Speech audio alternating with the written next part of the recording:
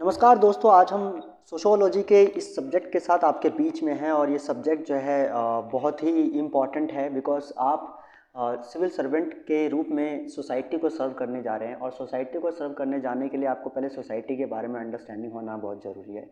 इसीलिए सोसाइटी को समझने के लिए ये सब्जेक्ट बनाया गया है। सोशियोलॉजी का सब्जेक्ट ये अपने आप में कहता ही है कि study of social life, study of society, social institution is known as sociology. तो सोशियोलॉजी का हम सब्जेक्ट आज स्टार्ट करने जा रहे हैं, ठीक है। और बहुत ही इंटरेस्टिंग सब्जेक्ट है, आप चलना बहुत अच्छा लगेगा आपको लगेगा कि आपकी नॉलेज इन्हेंस हुई है, एक अंडरस्टैंडिंग आपकी डेवलप होगी सोसाइटी को लेकर। So please carry on. Sociology का मतलब जो मैंने आपको बताया कि सिंपल सी बात है, study of society is known as sociology, simple definition, ठीक है। और इसके जो फादर हैं जिन्होंने इस सब्जेक्ट को इनिशिएट किया, क्योंकि सोशियोलॉजी एक ऐसा सब्जेक्ट है, देखिए सोसाइटी के बारे में लगभग सबको कुछ ना कुछ पता रहता ही है, लेकिन एक सिस्टमेटिक तरीके से इसकी स्टडी स्टार्ट करने में अगर सबसे इंपॉर्टेंट रोल किसी का माना जाता है तो वो अगस्त कॉम्ट का माना जाता है। August Comte was the father of sociology and not was, even he is the father of sociology. Sociology is one of the number of social sciences that attempts to explain and understand the behavior of human being in a society. Sociology जो है वो अपने आप एक ऐसा social science है जो कि एक्सप्लेन करता है और अंडरस्टैंड करता है behaviours of human being in a society. एक इंसान का बिहेवियर क्यों ऐसा है, इसका क्या इम्पैक्ट है, इसका क्या कारण है, ये सब के बारे में एक्सप्लेन और अंडरस्टैंड करने का काम ही सोशोलॉजी का काम है। It does not confine itself to one particular area of social life. ये सिर्फ एक एरिया तक सीमित नहीं है, बल्कि ये काफ़ी व्यापक तौर पे जो है इसकी स्टडी की जाती है, काफ़ी कॉम्प्रहेंसिव मैनर में इसकी स्टडी की जाती है। So it's not confined to a particular area, ये बात आप ध्यान रख के चलेंगे। Sociologist have studied a vast and diverse range of topics including poverty, health, science, music, religion, war. ये सारी चीज़ों की स्टडी करना जो है वो एक सोशोलॉजिस्ट का काम रहता है कि इन सब चीज़ों को स्टडी करना, क्योंकि इन सब चीज़ों से इंसान के बिहेवियर्स, एक ह्यूमन के बिहेवियर में बदलाव आते हैं और वो जो ह्यूमन बिहेवियर का बदलाव है वही समझना सोशोलॉजी का सबसे प्राथमिक या फंडामेंटल टास्क है। Because the subject it examines are so numerous and so varied, so sociology cannot be defined simply in terms of the subject it studies. देखिए ये काफ़ी, अगर आप देखेंगे हर समाज अपने आप से अलग है, ठीक है। आप जो है हिंदुस्तान क्या दुनिया का कोई भी देश अगर आप उठा के देखेंगे तो वहाँ पर चार कोस में पानी और वाणी लगभग बदल जाते हैं। बाकी देशों में चलो ये हो ना हो, लेकिन इंडिया जैसे डाइवर्स कंट्री के अंदर तो खासकर ये सिचुएशन है। और हर एक सोसाइटी को स्टडी करना उसके अनुरूप शायद एक डिफ़िकल्ट काम है अपने आप में, लेकिन सोशोलॉजिस्ट इसी काम को बहुत बखूबी तरीके से करते हैं, इसीलिए शायद वो सोशोलॉजिस्ट कहलाते हैं। और आपको भी सोसाइटी की समझ के हिसाब से, क्योंकि देखिए आप अपनी पॉलिसी को इंट्रोड्यूस करना चाहते हैं किसी पर्टिकुलर एरिया में, किसी सोसाइटी में, तो आप उस सोसाइटी को जाने बिना कैसे आप वहाँ के लिए पॉलिसीज़ फ्रेम कर सकते हैं। और ज़्यादातर गवर्नमेंट की, हालांकि ऐसा नहीं होता, मोस्ट ऑफ द टाइम जो है गवर्नमेंट की पॉलिसीज़ ठीक रहती है, मतलब कि rare to rarest policies government की ख़राब गई है, उसका इम्प्लीमेंटेशन सही से नहीं हो पाता, ये एक फैक्टर है, नो डाउट। लेकिन अगर हम बात करें इस बात को लेकर कि गवर्नमेंट की जो पॉलिसीज़ हैं वो सोसाइटी को स्टडी किए बिना हो, नहीं, ऐसा नहीं है। सोसाइटी की स्टडी तो दैट इज़ इम्पॉर्टेंट, आपको करनी पड़ेगी। तो आप भी एक सिविल सर्वेंट के पॉइंट ऑफ व्यू को अपने दिमाग में लेके चले और आप भी ये बात समझें कि आपको सोसाइटी के बारे में क्यों जानना आवश्यक है, ठीक है। उसके बाद कह रहे हैं कि it is more useful to define sociology in terms of its approach to explaining social life rather than its subject matter. देखिए इसके सब्जेक्ट मैटर से कहीं ज़्यादा इंपॉर्टेंट है कि सोशल लाइफ, इसके बारे में जानना। इसके बारे में थोड़ा हम अभी डिटेल में अभी आगे देखेंगे, कुछ बातों से ये चीज़ें क्लियर होंगी, ठीक है। कंपेयर, अगर हम सोशोलॉजी को कंपेयर करें हम साइकोलॉजी के साथ, तो क्या साइकोलॉजी सोशोलॉजी क्या एक ही तरह की चीज़ें हैं अगर बात ह्यूमन बिहेवियर की है। देखिए कम्प्लीटली अगर ह्यूमन बिहेवियर की बात की जाए, अगर उसके स्टडी की बात की जाए तो वो साइकोलॉजी में आता है। लेकिन अगर आप ह्यूमन बिहेवियर का रिलेशनशिप जो सोसाइटी के साथ और उन दोनों को हारमोनियसली जब आप स्टडी करते हैं तो वो आपका सोशोलॉजी का पार्ट बन जाता है। तो कहते हैं कि सोशोलॉजी जो है वो बहुत कम कंसर्न होता है कि इंडिविजुअल को लेकर, रेदर देन इंडिविजुअल प्लस जो ग्रुप्स हैं, जो ग्रुप इंडिविजुअल का है और वो जो एक सोसाइटी फॉर्म करती है उसकी कंप्लीट स्टडी को सोशोलॉजी जो है ज़्यादा प्रेफरेंस देता है। The size of the groups studied in sociology can very in considerably. मैंने ऐसे पहले कह दिया कि यहाँ पर जो है साइज कभी छोटा कभी बड़ा, समाज अलग अलग तरह के लोग, इस तरह की चीज़ें अक्सर रहेंगी। लोगों का अलग अलग तरह का होना जो है वो अपने आप में साइकोलॉजी है। लेकिन लोगों का समाज के प्रति, समाज का उन पे क्या इम्पैक्ट है, ये दोनों का रिलेशनशिप स्टडी करना आपका सोशोलॉजी है। उसके बाद कह रहे हैं however whatever the scale and scope of a sociology study, to be sociological it must look beyond the individual to understand and explain human behaviour. जब आप सोशोलॉजिस्ट के एंगल से सोचना स्टार्ट कर देते हैं तो ध्यान रखने कि आपका एंगल जो है कॉमन मैन की तरह नहीं होगा। एक कॉमन मैन सोशोलॉजी के एंगल से चीज़ों को नहीं देखता, या सोशोलॉजिस्ट एक कॉमन मैन के एंगल से चीज़ें नहीं देखता। एग्जाम्पल के तौर पर अगर मैं कहूँ कि जैसे अगर मान लीजिए कि कोई इंसान जो है अगर वो बेरोजगार है, तो इंडिविजुअल ज़्यादातर उन पर कमेंट पास करते हैं कि शायद ये काम करने की इसका मन ही नहीं है, इसकी इच्छा नहीं है, ये शायद निकम्मा है, या तरह तरह की चीज़ें हैं। लेकिन हो सकता है कि उसके विजन्स कुछ और हो। मतलब सोशोलॉजिस्ट जो है वो किसी चीज़ को, जैसे होता है ना कॉमन मैन किसी चीज़ को सही बोलने से पहले नहीं सोचता कि ये सही क्यों है, और किसी चीज़ को गलत बोलने से पहले ये नहीं सोचता कि ये गलत क्यों है। लेकिन सोशोलॉजिस्ट ऐसा नहीं करेगा। सोशोलॉजिस्ट पहले समझेगा, जानेगा कि आखिर सोसाइटी कैसी है, उसका जो जिस ग्रुप में वो रहता है वो ग्रुप कैसा है, और उस ग्रुप के अकॉर्डिंगली उसका बिहेवियर कैसा है। तो समझ रहे हैं ना आपकी एक पर्टिकुलर इंडिविजुअल की अगर अंडरस्टैंडिंग और उसके बिहेवियर को स्टडी करना होता तो वो साइकोलॉजी। लेकिन उसके बाकी इर्द गिर्द जो चीज़ें हैं जो उस पर इम्पैक्ट कर रही है, उसकी वजह से उसकी सोच क्या है, ये समझना पूरा ओवरऑल मैनर में जो है दैट इज़ सोशोलॉजी। तो सोशोलॉजी कहती है कि हो सकता है कि क्या पता उसका मन कुछ और करने का हो सकता है कि वो कुछ और बेस्ट के लिए अटेम्प्ट कर रहा हो सकता है कि वो ये सोच रहा हो कि शायद लाइफ में मुझे इससे भी अच्छी नौकरी करनी है मुझे, या अच्छे पोस्ट पे जाना है, अच्छा काम करना है कुछ, या हो सकता है कि वो प्लानिंग कर रहा हो कि एक समय के बाद मैं उस चीज़ को स्टार्ट करूँगा। तो सोशोलॉजिस्ट ऐसे हवा में तीर नहीं चलाते हैं, वो लोग सोच समझ के बातें करते हैं, समझ के अंडरस्टैंड करके तब अपनी बात रखते हैं। तो कॉमन मैन और सोशोलॉजिस्ट में फ़र्क है। The statements that sociologists arrive at must be arrived at through the observations, certain rules of evidence that allows others to check on or to repeat to develop his or her findings further।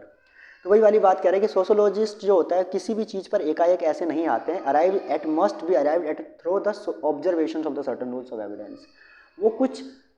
वो किसी चीज़ को पहले observe करेगा और उसके बाद अपने evidences देगा। ऐसे नहीं उसके बाद जो ऑब्जर्वेशंस के बाद जो एविडेंसेस आएंगे उसके आधार पे अपनी बात कहेगा। ये नहीं कि अपने मन में जो बात आई उसके हिसाब से बात कह दी। अगर आप सोसाइटी का सब्जेक्ट पढ़ने के बाद भी और अगर आप फिर भी आप इसी तरह से बिहेव कर रहे हैं कि आप जो हैं मतलब आपने बेतुका बयान दे दिया, आपने बिना सोचे समझे कोई बात कह दी, आप कॉमन मैन की तरह बिहेव कर रहे हैं, तो फिर आप सोशोलॉजिस्ट कहाँ रह गए, फिर आप कॉमन मैन हैं।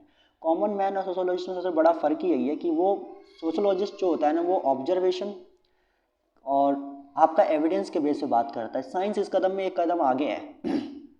साइंस इस कदम में क्या करती है, जैसे हम पढ़ रहे हैं अभी सोशल साइंस का एक सब्जेक्ट सोशोलॉजी, उसी तरीके से अगर आप सिर्फ साइंस की बात करेंगे तो साइंस इन तीन चीज़ों को लेकर चलता है। इसमें होता है observation, experiment and then evidence. इन तीन चीज़ों को मिला दो तो वो साइंस बन जाता है। इसको फिलॉसफी के अंदर इसको कहते हैं एम्पिरिकल स्टडीज़। एम्पिरिकल स्टडीज़ का मतलब क्या हो गया कि जब आप ऑब्जर्वेशन, एक्सपेरिमेंट और आप जो है एविडेंस, इन तीनों को मिलाकर जब आप कोई चीज़ कर रहे होते हैं। जैसे भाई किसी ने कह दिया कि जो है ब्लैक होल जो है ब्लैक होल जो है वो आकाश में घूम रहा है, ठीक है, आकाश मंडल में या वो तारामंडल में घूम रहा है, ऐसी बात किसी ने कह दी तो एक हो गया ये तो बात होगी कॉमन मैन की तरह। लेकिन साइंस जो है वो क्या करता है, उसको ऑब्जर्व करता है, एक्सपेरिमेंट करता है, एंड देन उसके बेसिस पे जो एविडेंस उसके पास आते हैं वो वाकई में जाता है, देखता है, उसके अनुभव के आधार पे जो उसके पास तथ्य आते हैं उसके आधार पे वो अपनी बात कहता है। तो इसको कहते हैं आपको क्या, एम्पिरिकल स्टडीज़। और यही एक अप्रोच जो है वो एक सोशोलॉजिस्ट की भी होती है कि वो कभी भी कोई बात कहता है तो सोच समझ कर अपनी बात कहता है। दूसरी बात क्या है कि sociology in its observation analysis and analysis has to follow certain rules that can be checked upon by others. Sociology जो है अपने ऑब्जर्वेशन और एनालिसिस के अकॉर्डिंग बात करता है और उसको जो है लोग उस आधार को चेक करते हैं कि किस आधार पे बात कही गई है। या सोशोलॉजिस्ट खुद भी आधार तय करता है कि आधार के हिसाब से बातें कहता है कि ये बात अगर आपने कही है तो इसका क्या आधार है, क्या इसका मतलब जो रैशनली क्या मतलब कि इसका लॉजिक है। तो लॉजिक और रीजनिंग के ऊपर काम करना सोशोलॉजिस्ट का बहुत इंपॉर्टेंट काम है। एक sociological imagination, the personal problem and the public issue. Sociological imagination is a concept given by the C. Wright Mills. C. Wright Mills ने sociological imagination का concept दिया that encourages people to replace the lenses they are currently using to view their own lives and alter their perspective, meals encourage every member of society to stop boxing their personal situations into isolated corners and open up to the wider landscape of the world. वही बातें हैं, social imagination. जैसे मैंने बोल दिया कि जैसे कोई बेरोजगार है या कोई भीख मांग रहा है, तो आप लोगों ने ये कह दिया कि भाई ये निकम्मे हैं, ये कमाना ही नहीं चाहते ज़िंदगी में, इसलिए भीख मांग रहे हैं, या इस तरह की कोई चीज़ें हैं। लेकिन हो सकता है कि उसके पास शायद मतलब कोई ऐसी डिसेबिलिटी हो जिसकी वजह से वो चीज़ें कर रहा हो। तो जब आप ऑब्जर्वेशन करते हैं और एक प्रॉपर तरीके से लेके आते हैं, कोई स्टेटमेंट देते हैं, तो वो सोशोलॉजी है। अदरवाइज वो सोशोलॉजिकल इमेजिनेशन की कैटेगरी में आ जाता है। The most common example of sociological imagination pertains to unemployment. जैसा कि मैंने कहा, if meals around he said not you, the world around you, he encouraged people to stop focusing on themselves alone and to look at the wider landscape of the society। इसको कहा गया है कि देखिए, जब भी आप किसी चीज़ को देखें तो सामने वाले के पर्सपेक्टिव से भी देखें, ऐसा ना देखें कि सिर्फ आपने जो सोच लिया वही सच हो। इसको जो है एक वर्ड में सोशोलॉजी के अंदर आगे ये वर्ड आएगा, इसको कहते हैं एथनोसेंट्रिक। एथनोसेंट्रिक का मतलब क्या होता है कि जब इंसान समाज को अपने सोच के अनुसार या अपने हिसाब से जो है वो सामने वाले को जो जज करता है या देखता है, तो उसको कहते हैं आपको एथनोसेंट्रिक। इसको लॉ के अंदर इसके लिए एक वर्ड यूज होता है, प्रीजुडाइज। हालांकि सोशोलॉजी में भी यूज़ होता है, बट मेनली जो है ये वहाँ का यूज़ है कि प्रीजुडाइज का मतलब क्या हो गया कि पहले से आप प्री जजमेंट करके बैठे हुए, पहले से जजमेंट कर दिया आपने कि भैया ये तो ऐसा ही है, ये ऐसे ही चलते हैं। तो ये आपका सोशोलॉजिकल इमेजिनेशन की कैटेगरी में आ गया, ठीक है ना। उसके बाद क्या है कि if you take Mills stance, you will start to believe that every problem faced by an individual has roots in society as a whole and is faced by many others. तो अगर आप मील को देखेंगे तो मील कहते हैं कि हर किसी इंसान के बिहेवियर के पीछे सोसाइटी है। इसीलिए जो आपका मील्स हैं वो हर चीज़ का प्रॉब्लम किसे मानते हैं, सोसाइटी, और हर चीज़ का सॉल्यूशन भी किसे मानते हैं, सोसाइटी। सोसाइटी इंप्रूव हो जाएगी तो इंडिविजुअल इंप्रूव हो जाएगा, इंडिविजुअल इंप्रूव हो जाएगा तो देश इंप्रूव हो जाएगा। लेकिन ये सोसाइटी इंडिविजुअल से बनती है, इंडिविजुअल सोसाइटी से बनती है, ये कहना अपने आप में आई थिंक मुझे लगता है कि दोनों कॉम्प्लीमेंट्री स्टेटमेंट है। तो आपको देखो, अब आफ्टर ऑल आप सब लोग मिले, इकट्ठा हुए, आपने कुछ लोग कहेंगे कि सर क्या बात कर रहे हो, इंडिविजुअल से ही तो सोसाइटी बनती है। बिल्कुल मान गया इस बात को लेकर। लेकिन जब आप लोग मिले और उसके बाद मिलने के बाद जब आप कोई फैसला लेते हैं, कोई लॉ बनाते हैं, कोई नॉर्म्स बनाते हैं, तो क्या वो नॉर्म्स सिर्फ आपने सोशोलॉजिकल इमेजिनेशन से बनाया है, मतलब अपने तरीके से प्रीजुडाइज या एथनोसेंट्रिक अगर आपने कोई नॉर्म बनाया हुआ है तो जाहिर सी बात है आप उसे इम्प्लीमेंट नहीं करवा पाएंगे सोसाइटी में। अगर आप चाहते हैं कि उस पर्टिकुलर लॉ का सही से इम्प्लीमेंटेशन हो तो आपको एथनोसेंट्रिक होने की जगह पे क्या होगा, सोशोलॉजिकल थिंकिंग लेके चलनी पड़ेगी कि भाई सबके अकॉर्डिंगली अगर चीज़ें होंगी, सबके अकॉर्डिंगली अगर चीज़ों को बनाया जाएगा, सबके हिसाब से अगर कानून को बनाया जाएगा, तो जाहिर सी बात है कि हम सबको कन्विंस करने में तैयार हो जाएंगे। कोई काम होगा तो हर इंसान जो है वो अपने दिल से उस चीज़ में पार्टिसिपेट करेगा, क्योंकि उसको लगेगा कि मेरी खुद की रजामंदी थी इस काम को लेकर, मैंने खुद इसके लिए सपोर्ट किया था कि हाँ ऐसे चलना चाहिए। तो इसको कहते हैं एक सही सोसाइटी का निर्माण। और ऐसी सोसाइटी तो सही मायने में जब सबको जो है अपनी बात रखने या कहने का अगर अधिकार मिलता है। देखो, अल्टीमेट डिसीजन मेकिंग तो कुछ लोगों के हाथ में होती है, नो डाउट, लेकिन पार्टिसिपेशन सबके साथ सबका हो, वही एक सही सोसाइटी को जन्म दे सकता है। अगर आप किसी भी सेक्शन ऑफ सोसाइटी को अगर मार्जिनलाइज कर देंगे, अगर आप किसी भी सेक्शन ऑफ सोसाइटी को जो है अगर आप अनफोकस्ड कर देंगे, तो कहीं ना कहीं वो हमेशा अपने आप में ये फील करेगा कि शायद लगता है कि मेरा कोई एग्जिस्टेंस नहीं है, और वो अपने आप को बहुत ज़्यादा डोमिनेट, मतलब कि अंडर डोमिनेशन फील करेगा। साथ में जो है उसके अंदर कॉन्फिडेंस बिल्डअप होना जो है कम हो जाएगा, वो उसके अंदर कॉन्फिडेंस में कमी आ जाएगी, और कॉन्फिडेंस की कमी जो है उसके बिहेवियर में झलकेगा। तो समझ में आया कि किस तरह से ह्यूमन बिहेवियर को स्टडी किया जा रहा है सोसाइटी से जोड़कर। उसके बाद अगर हम आगे चले तो आगे हम देखेंगे कि एग्जाम्पल के लिए और भी बहुत सारी बातें सी राइट मिल्स ने कही हुई है। जैसे tea drinking can be seen as a means of maintaining good health. कुछ लोग चाय पीना जो है अच्छा हेल्थ का प्रतीक मान सकते हैं। In the way that one might take daily supplements और विटामिन। कुछ लोगों के लिए एक सप्लीमेंट हो सकता है, एक विटामिन हो सकता है। ड्रिंकिंग टी और coffee can be considered as a tradition और अ रिचुअल। कुछ लोगों के लिए ट्रेडिशन होगा, कुछ लोगों के रिचुअल कि नहीं भैया हम तो चाय पीते हैं, क्या बात कर रहे हो, हमारे घर में तो हमेशा लल्ला जब भी कोई आता तो हम चाय पीते। तो या तो इस तरह की मेंटालिटी हो सकती है, या एक तरह से आप कह सकते हो कि एक हेल्थ का पर्सपेक्टिव हो सकता है। As many people choose to make it in the same way every day at a certain time. कि भाई कुछ लोगों के लिए रिचुअल है, ट्रेडिशन है कि भाई एक समय में हम सुबह उठते हैं वो चाय चाहिए, हमें शाम को पढ़ते हुए चाय चाहिए भैया, रात में भी कभी कोई पढ़ते हैं हमें चाय चाहिए। तो ये उनका अपना खुद का जो है कह सकते हैं कि एक अपना खुद का चॉइस हो सकता है। ड्रिंकिंग टी और coffee can be considered as addictive because they contain caffeine. अब कॉफ़ी के अंदर जो है और आपका टी के अंदर जो है मेनली कॉफ़ीन पाया जाता है, खासकर कॉफ़ी में तो खासकर। अब वो जो है एक तरह से समझ लीजिए कि एक नशे का काम भी करता है, इंटॉक्सिकेशन का काम भी करता है। अब इसकी आदत लगी हुई है आपको कि भैया मुझे तो चाय चाहिए चाहिए, सस्ता नशा, ठीक है। तो आपको ये सस्ता नशा करने की आदत है कि भाई मुझे हमेशा चाय चाहिए चाहिए। तो हो सकता है कि कुछ लोगों के लिए ये, कुछ लोग इसके एडिक्टेड हो, कुछ लोगों के लिए शायद ये हेल्थ के पर्पज से ना यूज़ करने वाला हो, या ये उनका रिचुअल या ट्रेडिशन ना हो, बल्कि उनकी उनकी हैबिट हो। तो देखो सोसाइटी में कितने कितने तरह के लोग मिल गए आपको। उसके बाद coffee drinking can be seen as a social activity because going for coffee focuses less on the beverages and more on talking with others. कुछ लोगों के लिए सोशल एक्टिविटी का पार्ट है कि यार कभी भी मिलते हैं तो चलो यार क्या कहते हैं, मतलब कि चलो कॉफ़ी क्या कहते हैं बाहर हो आते हैं, आपका जो है जो कॉफ़ी कैफ़े में अगर आप चले गए, सीसीडी में आप चले गए, वहाँ जाकर आप बैठ रहे हैं, तो इसी बहाने आपकी चार बातें हो जा रही हैं, ठीक है। किसी स्पेशल पर्सन को आप चाहते हैं कि किसी अच्छी जगह ले जाना, किसी ऐसी जगह पे, तो ज़्यादातर आप इस तरह के सीसीडी हो गए या मैकडीज हो गए, इन सब चीज़ों में प्रेफर करते हैं। तो मैकडी में भी जा रहे हैं तो आपने चलो वहाँ पे कॉफ़ी मंगवा लिया, इस तरह की चीज़ें मंगवा ली।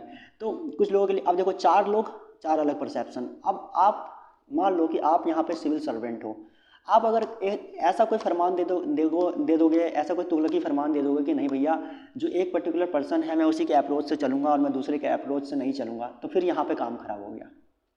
यहाँ पे फिर आप सोसाइटी को नहीं ले जा पाएंगे, क्योंकि एक को तो आप खुश कर देंगे लेकिन बाकी तीन नाराज हो जाएंगे। और ये एक कंप्लीट जो कहते हैं ना कि सबका कंसेंसस आपको नहीं मिल पाएगा, और कंसेंसस जब सबका नहीं होगा तो सबका प्रॉपर पार्टिसिपेशन नहीं होगा सोसाइटी के नॉर्म्स और उसके रूल्स को फॉलो करने में, समझ रहे हैं।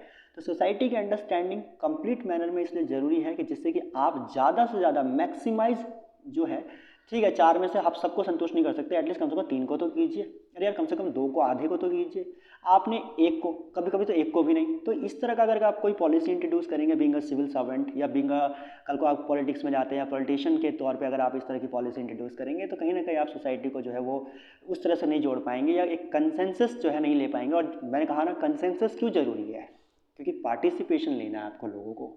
सोसाइटी कभी भी किसी डिप्लोमेट से या कभी भी किसी आपका ब्यूरोक्रेट से या किसी भी पॉलिटिशियन से नहीं इम्प्रूव होता। मैं बताऊं आपको, सोसाइटी सबके कंट्रीब्यूशन से इम्प्रूव होता है, ठीक है। सोसाइटी के लोग जब तक किसी भी लॉ को, पॉलिसी को एक्सेप्ट करके उसके लिए पहल नहीं करेंगे, तब तक कोई भी पॉलिसी जो है वो ग्राउंड पे सही से एग्जीक्यूट हो ही नहीं सकती, इम्प्लीमेंट हो ही नहीं सकती। आप समझिए अभी तक हमारा देश जो है, देखिए हमारा देश बहुत अच्छे वर्ज पे है। अगर अब हमने डेवलपमेंट के साथ प्रॉपर मैनेजमेंट का अगर हमने जो है एक पॉलिसी इंट्रोड्यूस कर ली ना, कि हमें मैनेजमेंट की स्किल बहुत अच्छी होनी चाहिए हमारे अंदर। हमारे यहाँ पे प्रॉब्लम इसी बात की है। मैं अभी हाल ही में गांव गया था, गांव में मैंने देखा कि यार बहुत से लोगों के पास मैंने देखा कि जैसे मान लो आप फॉर एग्जांपल देखो, जैसे मैं आपको एक एग्जांपल के तौर पे कह रहा हूँ, एक एकड़ की ज़मीन है किसी के पास, तो मैं देख रहा था कि उसमें 25% जो पार्ट या 30% पार्ट होता था वो यूजलेस होता था। किसी ने यहाँ पे पेड़ लगा रखे, कभी यहाँ पे लगा रखा है, किसी ने वहाँ पे प्लांटेशन कर रखी, कभी यहाँ प्लांटेशन कर रही है। देखो प्लांटेशन, कल्टीवेशन या फार्मिंग जो है ये मैं फार्मर्स को नहीं सिखा सकता। मुझे पता है कि मुझसे लाख गुना अच्छा जो है ना वो फार्मर्स जानते हैं कि खेती कैसे की जाती है। लेकिन एटलीस्ट ये मैनेजमेंट की स्किल उनके अंदर डेवलप करना ज़रूरी है कि भाई अगर आप सही से उस लैंड को यूज़ करें तो हो सकता है जितने में आपने काम किया उतना काम 50% में हो जाता और 50% लैंड आपके पास रह जाता। और उसके बाद जो मिक्स कल्टीवेशन की बात आज की डेट में हो रही है कि हमें अलग अलग तरह के जो हैं आपके जो क्रॉप्स उगाने चाहिए, ये जो मल्टी क्रॉपिंग का जो पैटर्न हम हमेशा सजेस्ट करते हैं फार्मर्स को, ये उनके काम आ जाता है। तो लैंड हमारे पास है, हमारे पास संसाधन भी है एक टाइम के लिए, लेकिन सही मैनेजमेंट ना होने की वजह से जो है हम लोगों ने उस लैंड का सही इस्तेमाल नहीं कर पाए। तो ध्यान रखना और मैं भी ये चीज़ नोटिस करता हूँ, मैंने भी कई सारी पॉलिसीज़ को स्टडी की है। मैं देखता हूँ कि गवर्नमेंट का जो कंसिडरेशन होता है ना, गवर्नमेंट का कंसिडरेशन हमेशा होता है कि वो चाहते हैं डेवलपमेंट। अरे भैया डेवलपमेंट नहीं, सिर्फ डेवलपमेंट प्लस मैनेजमेंट। डेवलपमेंट से अकेले देश आगे नहीं बढ़ेगा, डेवलपमेंट प्लस मैनेजमेंट। हम भी तो स्टडी में कहते हैं ना सब बातें कि भैया देख तू दिन ब दिन नई नई चीज़ें पढ़ने की सोच रहा है, अरे जो पहले पढ़ा हुआ है उसको तो मैनेज कर ले सही से, उसको तो पहले सही से रिटेन कर ले, उसको तो दिमाग में सही से सेट कर ले। तो वही वाली बात है, जो हमारे पास ऑलरेडी जो रिसोर्सेज हैं ऑलरेडी जो हमने डेवलपमेंट किया है उसकी मैनेजमेंट भी सही से हो। आप देखिए मैनेजमेंट की स्किल तो बेकार है हमारे यहाँ पे, वरना हमारे हॉस्पिटल्स हैं, हमारे पास डॉक्टर्स हैं, हमारे पास मेडिसिन हैं, हमारे पास सब कुछ है। लेकिन आप चले जाओ किसी गवर्नमेंट हॉस्पिटल के अंदर, आप देखोगे लाइन में खड़े होने के तरीके से आपको आइडिया लग जाएगा कि हमारी मैनेजमेंट स्किल कितनी बेकार है। आप किसी भी आप अब तो खैर काफ़ी सारे स्कूल ठीक हो गए, लेकिन बहुत सारे देश के अलग राज्यों में अगर आप देखेंगे तो स्कूल के सिस्टम में अगर आप देखेंगे तो वहाँ के स्कूल में मैंने देखा हुआ है कि जो स्कूल के अंदर अगर आप घुसते जाते ऐसा लगता है कि यार मतलब कि ये स्कूल है, आपने इसको फार्म वो मतलब कि वैसा बना रखा है, वो जो तबेले टाइप बना रखा है, तो इसका मतलब आपको लैंड भी दिया हुआ है, पैसा भी आता है, सब कुछ आता है, लेकिन एक मैनेजमेंट की स्किल ना होना, तो ये सब चीज़ें क्या है, इसको समझना पड़ेगा हमें। आप देखो रोड बन जाता है, लेकिन रोड के ऊपर जो है, जैसे रोड बनने के बाद क्या होता है कि गवर्नमेंट हमेशा ये पॉलिसी बना रही होती है कि भाई हमें इस एरिया में ये वाला रोड बनाना है, हमें इस एरिया में ये रोड बनाना है, लेकिन बीच बीच में कभी कभी रोड जो है टूट भी जाते हैं रेगुलर यूज करने से, तो उसको रिपेयर करने के लिए भी आपको पॉलिसी बनानी पड़ेगी। तो इसका मतलब क्या है, डेवलपमेंट हमने किया था लेकिन उसको मैनेज नहीं कर पाए हम लोग। तो डेवलपमेंट प्लस मैनेजमेंट दोनों की पॉलिसी को इंट्रोड्यूस करना बहुत ज़रूरी है, और मैनेजमेंट और डेवलपमेंट दोनों तभी पॉसिबल हो पाएगा जब पब्लिक का पार्टिसिपेशन भी आपको मिलेगा। और पब्लिक का पार्टिसिपेशन के लिए आपको क्या चाहिए, पब्लिक का कंसेंसस चाहिए। कंसेंसस का मतलब हो गया एग्री, उनकी सहमति, ठीक है ना, उनके कंसेंसस चाहिए आपको। और उसके कंसेंसस के लिए क्या चाहिए, पहले आपको समझना पड़ेगा कि हमारे सोसाइटी के लोगों के किस तरह के परसेप्शंस हैं। जब आप उनके परसेप्शंस को समझेंगे, जब आप उनके बिहेवियर को समझेंगे, जब वहाँ की सोसाइटी को समझेंगे, तो जब कंप्लीट तरीके से आप कह सकते हैं कि हाँ आपने एक स्टडी की है, आप उसी के अकॉर्डिंग पॉलिसी बनाएंगे, लोगों का कंसेंसस भी मिलेगा आपको और उनका पार्टिसिपेशन भी मिलेगा, और डेवलपमेंट प्लस मैनेजमेंट की पॉलिसी भी इंट्रोड्यूस होगी, और ऐसे करके देश जो है वो हमारा डेवलप होगा। ये हमारा मॉडल होगा, समझ रहे हैं आपको। और उसके लिए बीइंग अ स्टूडेंट आज की डेट में आपकी और हमारी जिम्मेदारी क्या है कि भाई ये जो सब्जेक्ट है सोशियोलॉजी, ये क्यों पढ़ना है, ये समझना पहले कि सोशियोलॉजी का सब्जेक्ट हमें इसलिए पढ़ना है क्योंकि हमें सोसाइटी की अंडरस्टैंडिंग होनी चाहिए कि हम सोसाइटी को जो है किस तरह का देखना चाहते हैं, किस तरह की सोसाइटी होती है, ठीक है ना। ये पहले तो विज़न, ठीक है, कि विज़न हम ऐसे सोसाइटी चाहते हैं, और दूसरी बात कि हमारे पास ऑलरेडी अवेलेबल सोसाइटी है किस तरह की, ठीक है ना। तो इसकी ही स्टडी का जो एक अंडरस्टैंडिंग आपके अंदर डेवलप करने का काम जो है ये सब्जेक्ट करते हैं सोशियोलॉजी। आगे बढ़ते हैं। As soon as you start to think about various issues or activities in perspectives that differ from your own, you are entering the realm of the sociological imagination। तो जैसे ही आप अलग अलग लोगों के परसेप्शन के हिसाब से, जैसे ही आप लोगों के अकॉर्डिंगली सोचना स्टार्ट कर देंगे, ठीक है। देखो ये क्या कह रहा है, as soon as you start to think about various issues and activities in perspectives that differs from your own, you are entering the realm of the sociological imagination. तो वही वाली बात है, जब आप सोसाइटी के हिसाब से जब देखना स्टार्ट करते हैं, इमेजिन करना स्टार्ट कर देंगे, तब आप समझ लीजिए कि आप सोशोलॉजी की दुनिया के अंदर एंटर हो चुके हैं, ठीक है ना। तब आप समझ लीजिए कि सोशोलॉजी जैसा सब्जेक्ट जो है आप बहुत अच्छे तरीके से समझ चुके हैं। उसके बाद अगर हम आगे बढ़े तो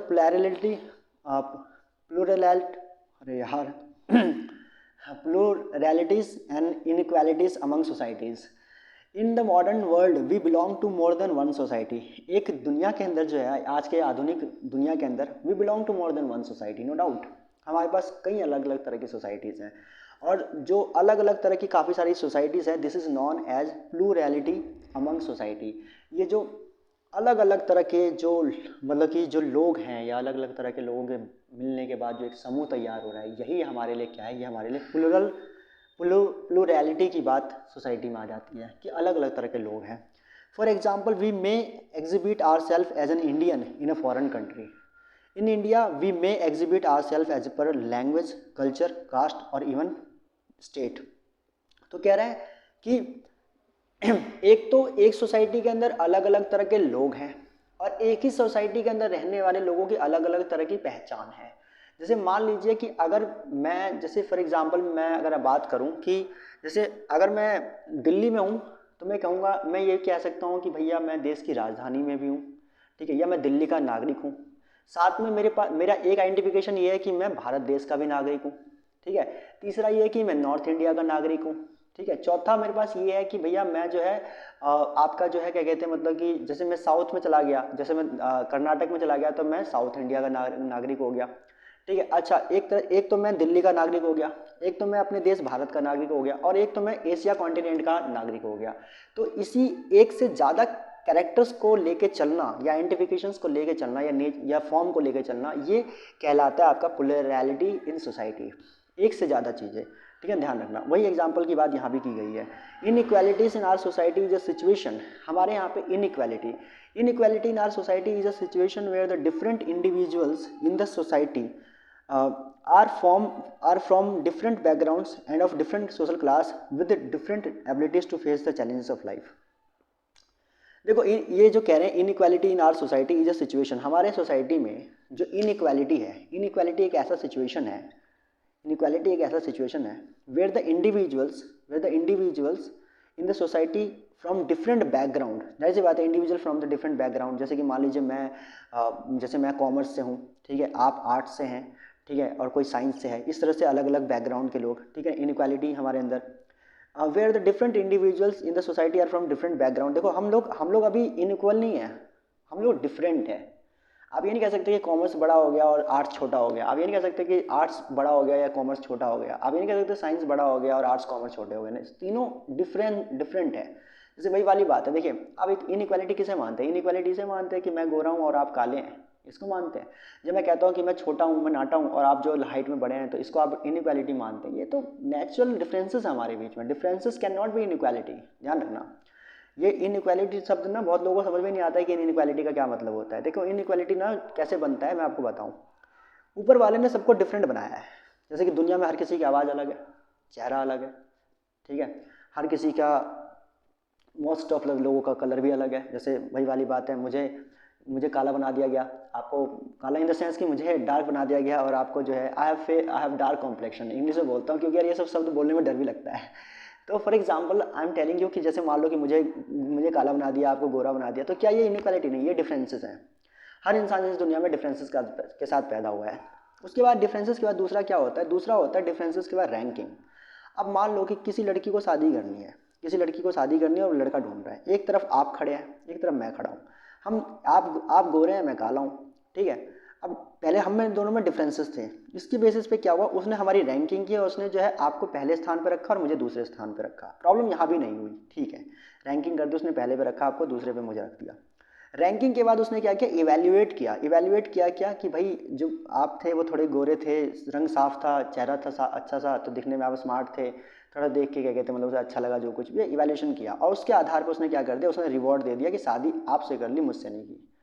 अब ये जो पूरा प्रोसेस हुआ ना, अगर वो सिर्फ डिफरेंसेस के आधार पर अगर आपके साथ शादी करते तो कोई प्रॉब्लम नहीं थी, लेकिन उसने जो ये जो रैंकिंग कर दी और रैंकिंग का इवैल्यूएशन और उसके बाद रिवॉर्ड जो आपको दे दिया, आपको ज़्यादा दे दिया और मुझसे शादी नहीं की, मेरे को रिवॉर्ड नहीं दिया, ये जो चीज़ें हैं ये अपने आप में क्या कहला लेती है, यही अपने आप में कहलाती है कि भैया यहाँ पे इनइक्वालिटी हो गई, ठीक है, इनइक्वालिटी हो गई। जैसे भाई आप क्या कहते हैं मतलब कि जो है, जैसे मान लीजिए कि आप जो है लोअर कास्ट से थे, मैं अपर कास्ट से था, उसको लोअर कास्ट के लड़के से शादी करनी थी, ठीक है, या मेरे से अपर कास्ट के लड़के से शादी करनी थी, मान लो कि मेरे से करनी, ज़्यादातर यही एग्जांपल लोग कोट करते हैं।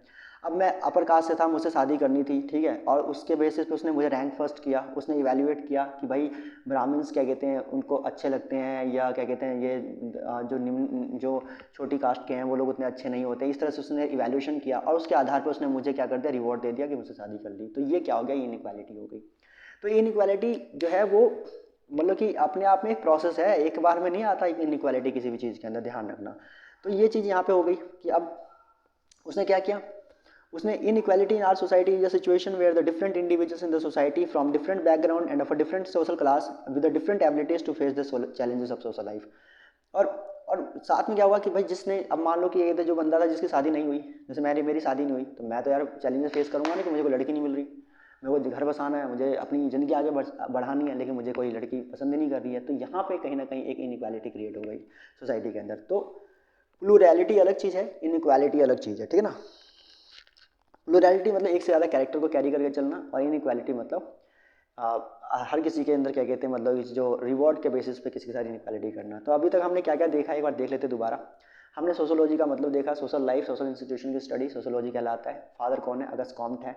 उसके बाद बताया गया कि ये बिहेवियर और ये एक्सप्लेन करता है, अंडरस्टैंड करता है behaviour of human being society के अंदर। उसके बाद जो है ये vast diverse range of topics, poverty, health, science, music सबको करता है कि एक सोसाइटी की क्या क्या डिमांड्स हैं। हर सोसाइटी वेरीड करती है, ठीक है। उसके बाद जो है ये बड़ा यूजफुल है, define to sociology in terms of the its approach explaining social life rather than the subject matter, ये सारी चीज़ें बता दी कि ये सोशल लाइफ को स्टडी करता है, ना कि मैटर्स को। उसके बाद कंपेयर किया जाए साइकोलॉजी, तो साइकोलॉजी ह्यूमन बिहेवियर को, इंडिविजुअल के ह्यूमन बिहेवियर को स्टडी करता है, जबकि ये इंडिविजुअल के नहीं, उसके ग्रुप की बात करता है। उसके बाद हर किसी का साइज अलग अलग हो सकता है। ऑब्जर्वेशन के आधार पे एक सोशोलॉजिस्ट बात करेगा, हवा में तीर चलाने वाला काम सोशोलॉजिस्ट नहीं करते हैं।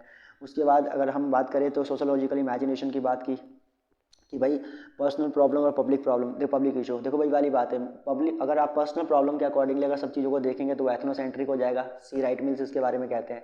और अगर आप सबके हिसाब से चलते हैं, लोगों के अकॉर्डिंगली बात करते हैं, तो इसका मतलब आप सोशोलॉजिकली इमेजिनेशन की दुनिया में एंटर कर चुके हैं। इसके एग्जांपल दिए थे कि कई लोग हो सकते हैं भाई अलग अलग तरह के शौक पाल सकते हैं, आप उनको अपने तरीके से देखेंगे तो आप ही सोशोलॉजिस्ट नहीं हैं। आप सब सोसाइटी के लोगों को स्टडी करके एंड देन कोई बात रखेंगे, इस ऑब्जर्वेशन के आधार पर, अगर इस एविडेंस के आधार पर बात रखेंगे तो आप सोशोलॉजी की दुनिया के अंदर आ चुके हैं। प्लूरैलिटी का मतलब होता है एक इंसान जब एक से ज़्यादा कैरेक्टर कैरी करके चल रहा होता है उसे कहते हैं प्लूरैलिटी।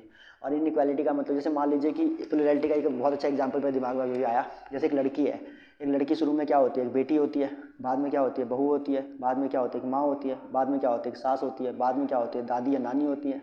तो एक ही लड़की कितने सारे कैरेक्टर्स के अंदर रह रही है, तो ये सारा का सारा क्या क्या है, प्लूरैलिटी कह सकते हैं आप इसको, ठीक है। इनइक्वालिटी का मतलब बता दिया मैंने कि जब डिफरेंसेस होता है किसी इंसान के अंदर, डिफरेंसेस तो कॉमन है, डिफरेंसेस सब में होता है, डिफरेंसेस के बाद रैंकिंग, रैंकिंग के बाद इवैल्यूएशन और इवैल्यूएशन के आधार पे रिवॉर्ड। जब ये 4 स्टेप में अगर आप किसी प्रोसेस को पूरा करेंगे तो यही डिफरेंसेस क्या बन जाते हैं, इनइक्वालिटी बन जाती है। बहुत इंपॉर्टेंट चीज़ है, ध्यान रखना, कहीं पे हो सके तो नोट कर लेना। उसके बाद अगर मैं बात करूँ आपको सोशोलॉजी और कॉमन सेंस क्या बात है, देखो कॉमन सेंस का मतलब मैं आपको ऊपर ऊपर से बताऊं तो सिंपल सी बात यही है कि कॉमन सेंस का मतलब हो गया जब आप इंडिविजुअल के अकॉर्डिंग सोचने लग जाए। और वही वाली बात सोशोलॉजी का मतलब क्या हो गया, जब आप एक सोशोलॉजिस्ट के पॉइंट ऑफ व्यू से और उसके एंगल से सोचना स्टार्ट करते हैं तो it means you are a sociologist, you are not a common sense people. Common sense is defined as the root knowledge that people have of their everyday. Common sense का मतलब क्या बता रहे हैं, वो बता रहे हैं कि ये रूट नॉलेज है, रूट मतलब रूटीन नॉलेज। स्टीरियोटाइप नॉलेज होता है ना, स्टीरियोटाइप नॉलेज, उस तरह का नॉलेज है, ठीक है। ये बोलूँगा कि रूट क्या कहते हैं आपका जो है रूटीन नॉलेज का मतलब क्या है, जैसे वही वाली बात है, आप कॉमन सेंस वाली बात में बोलूँगा कि भैया पानी क्या कहते हैं, भैया मुझे पानी खाना है, तो बंदा क्या बोलेगा, अरे यार अजीब बंदा है, तो कॉमन सेंस से पानी पीते हैं। तो कॉमन सेंस मतलब कि जो इसका यूनिवर्सल क्या कहते हैं, मतलब कि I will say not universal application ये भी है, बट रूटीन नॉलेज पे रहता है जो, and people have of their everyday world and activities, these explanations are generally based on what may be called naturalistic और individualistic explanation based on taken for the granted knowledge. तो कुल मिला के जो है कि नेचुरलिस्टिक बात होती है जो, और कॉमन सेंस, देखो कॉमन सेंस से कोई प्रॉब्लम नहीं है, लेकिन कॉमन सेंस जब एक जगह पे आके रुक जाती है ना तो प्रॉब्लम है। अब भाई कोई चीज़ प्रूफ हो चुकी है और लोग उसे तब मान रहे हैं तो कोई गलत बात नहीं है, कॉमन सेंस है। सूरज पूरब से निकलता है, प्रूफ भी हो चुका है, तो ये कॉमन सेंस कोई गलत नहीं है। लेकिन अगर कोई कॉमन सेंस ऐसा है जो कि काफ़ी ज़्यादा मतलब कि रूढ़ि विचारधारा के आधार पर या विचारहीन किसी व्यक्ति के हाथ में लग गई हो, अगर क्या कहते हैं बात, तो फिर ये जो है कॉमन सेंस बड़ा घातक है भैया, क्योंकि ये एक तरह का एक माइंडसेट बन जाता है इंसान का, और माइंडसेट जल्दी हटते नहीं है, ठीक है। उसके बाद the problem is not that the common sense knowledge is necessarily false. जैसे कि मैं भी कह रहा हूँ कि कॉमन सेंस नॉलेज जरूरी नहीं कि हर बार फॉल्स हो, लेकिन अगर वो गलत है, सपोज वो गलत है, तो फिर वो माइंडसेट को हटाना बड़ा मुश्किल हो जाता है, क्योंकि लोग कॉमन सेंस को जल्दी हटा नहीं पा रहे होते हैं, वो रूटीन बेसिस पे हो जाता है इंसान का, but that is unexamined. Sociology is distinguished from common sense on various grounds. लेकिन सोशोलॉजी बहुत अलग चीज़ है। Common sense is based on assumptions while sociology is based on evidences. कितनी बड़ी बात है, common sense is based upon assumptions, common sense is based upon assumptions, but the sociology is based upon the evidences. तो sociology evidences पे बात करती है और ये एजम्पशन पे बात करती है, कॉमन सेंस। दूसरी चीज़ क्या है, sociology uses reason and logic while common sense uses stereotypical beliefs. मैंने अभी कहा था स्टीरियोटाइप बिलीव्स को लेके चलता है कॉमन सेंस। वही अगर सोशोलॉजी की बात की जाए तो सोशोलॉजी क्या करता है, रीजन्स और लॉजिक के अकॉर्डिंगली अपनी बात रखता है। Sociology has a body of concepts. Sociology क्या है, ये क्या कहते हैं, has a body of concepts, मतलब कि कॉन्सेप्ट्स की एक बॉडी है, methods and data, no matter how loosely coordinated, but common sense is more और less based on the personal judgements. ये प्रीजुडाइज है अपने आप में, ये पर्सनल जजमेंट्स हैं, पहले से तय कर लेते हैं कि नहीं ये एजम्पशन बेस्ड है, वो एविडेंस बेस्ड है। This is the basic difference between both the things I am telling you. A part of it, if I talk about that, it is the way of looking at things which distinguishes sociology and common sense. तो यही सब कुछ आधार है जिनके आधार पे आप जो है मतलब कि कॉमन सेंस और सोशोलॉजी को अलग कर सकते हैं। एक ये नेचुरलिस्टिक और सोशोलॉजिकल क्या चीज़ है। नेचुरलिस्टिक का मतलब है people are poor because they are afraid of work. देखो लोग गरीब हैं क्योंकि वो लोग काम नहीं करना चाहते, कम फ्रॉम प्रॉब्लम फैमिलीज, वो प्रॉब्लम फैमिलीज से आते हैं। Are unable to budget properly, इनको बजट बनाना नहीं आता, इनको पैसा खर्च करना नहीं आता, इसलिए सारा पैसा खर्च कर देते हैं। सफ़र फ्रॉम लो इंटेलिजेंस, इनके अंदर बुद्धि कम होती है। उसके बाद शिफ्टलेसनेस होती है इनके अंदर काफ़ी ज़्यादा, ठीक है, कि मतलब ये जो है रुकते नहीं है, टिकते नहीं किसी काम पे। लेकिन सोशोलॉजिकल बंदा ऐसा नहीं बोलेगा, वो बोलेगा contemporary poverty is caused by the structure of inequality in class society. वो बोलेगा कि नहीं, इस वजह से कोई इंसान गरीब नहीं है कि वो, भाई कौन चाहता है, कौन है इस दुनिया में जो चाहता नहीं है कि पैसा हो। और उसको अगर किसी तरह से लगे, चलो ठीक है बहुत सारे लोग निकम्मे होते हैं नो डाउट, लेकिन बहुत सारे ऐसे लोग भी हैं जो लोग वाकई में हार्ड वर्कर्स होते हैं, जो हार्ड वर्किंग्स होते हैं, जो स्मार्ट वर्किंग भी होते हैं, लेकिन उनके पास जो है ये जो मतलब कि आपका जो है इतनी अपॉर्चुनिटीज़ नहीं है, इनइक्वालिटी इतनी फैली हुई है। अब इनइक्वालिटी का जैसे मैं कह रहा हूँ कि मेरे को अच्छा खासा फ़ोन का सारा काम आता है, मैं बहुत अच्छा फ़ोन बनाता हूँ, मोबाइल रिपेयरिंग का अच्छा काम जानता हूँ और मैं बहुत ही मतलब लाजवाब पर्सन हूँ, ठीक है। अरे भैया आप तो सारे के सारे फ़ोन की कंपनी एक ही बंदे के हाथ में है। अब रिलायंस जियो सब कुछ लेके बैठा हुआ है, और जियो सब कुछ लेके बैठा भी हुआ है, प्लस क्या करके बैठा हुआ है कि भाई सारी मार्केट ख़त्म कर दी। पहले देश में हर गली के अंदर जो है आप देखोगे कि लगभग एक मोबाइल की दुकान मैं देख लेता था। अब मेरे को मोबाइल की दुकान दिखती नहीं है क्योंकि सब ऑनलाइन हो गया है, और ऑनलाइन का काम हर कोई नहीं कर सकता, उसके लिए करोड़ों लाखों लाखों करोड़ रुपए चाहिए जो कि कुछ ही लोगों के पास है। तो ये जो पैसा कुछ ही लोगों के पास है और कुछ लोगों के पास नहीं है, ये जो इनइक्वालिटी ऑफ इनकम है, इसकी वजह से सोसाइटी के अंदर क्या है कि rich are getting rich but the poors are getting poor. जो अमीर वो और अमीर होता जा रहा है और गरीब, देखो आप पहले एयरटेल होता था, एयरसेल होता था, डोकोमो होता था, आपका वोडाफोन होता था, आइडिया होता था, कितने क्या कहते हैं कितने सारे और भी थे, मेरे को याद नहीं आ रहे एग्जैक्टली।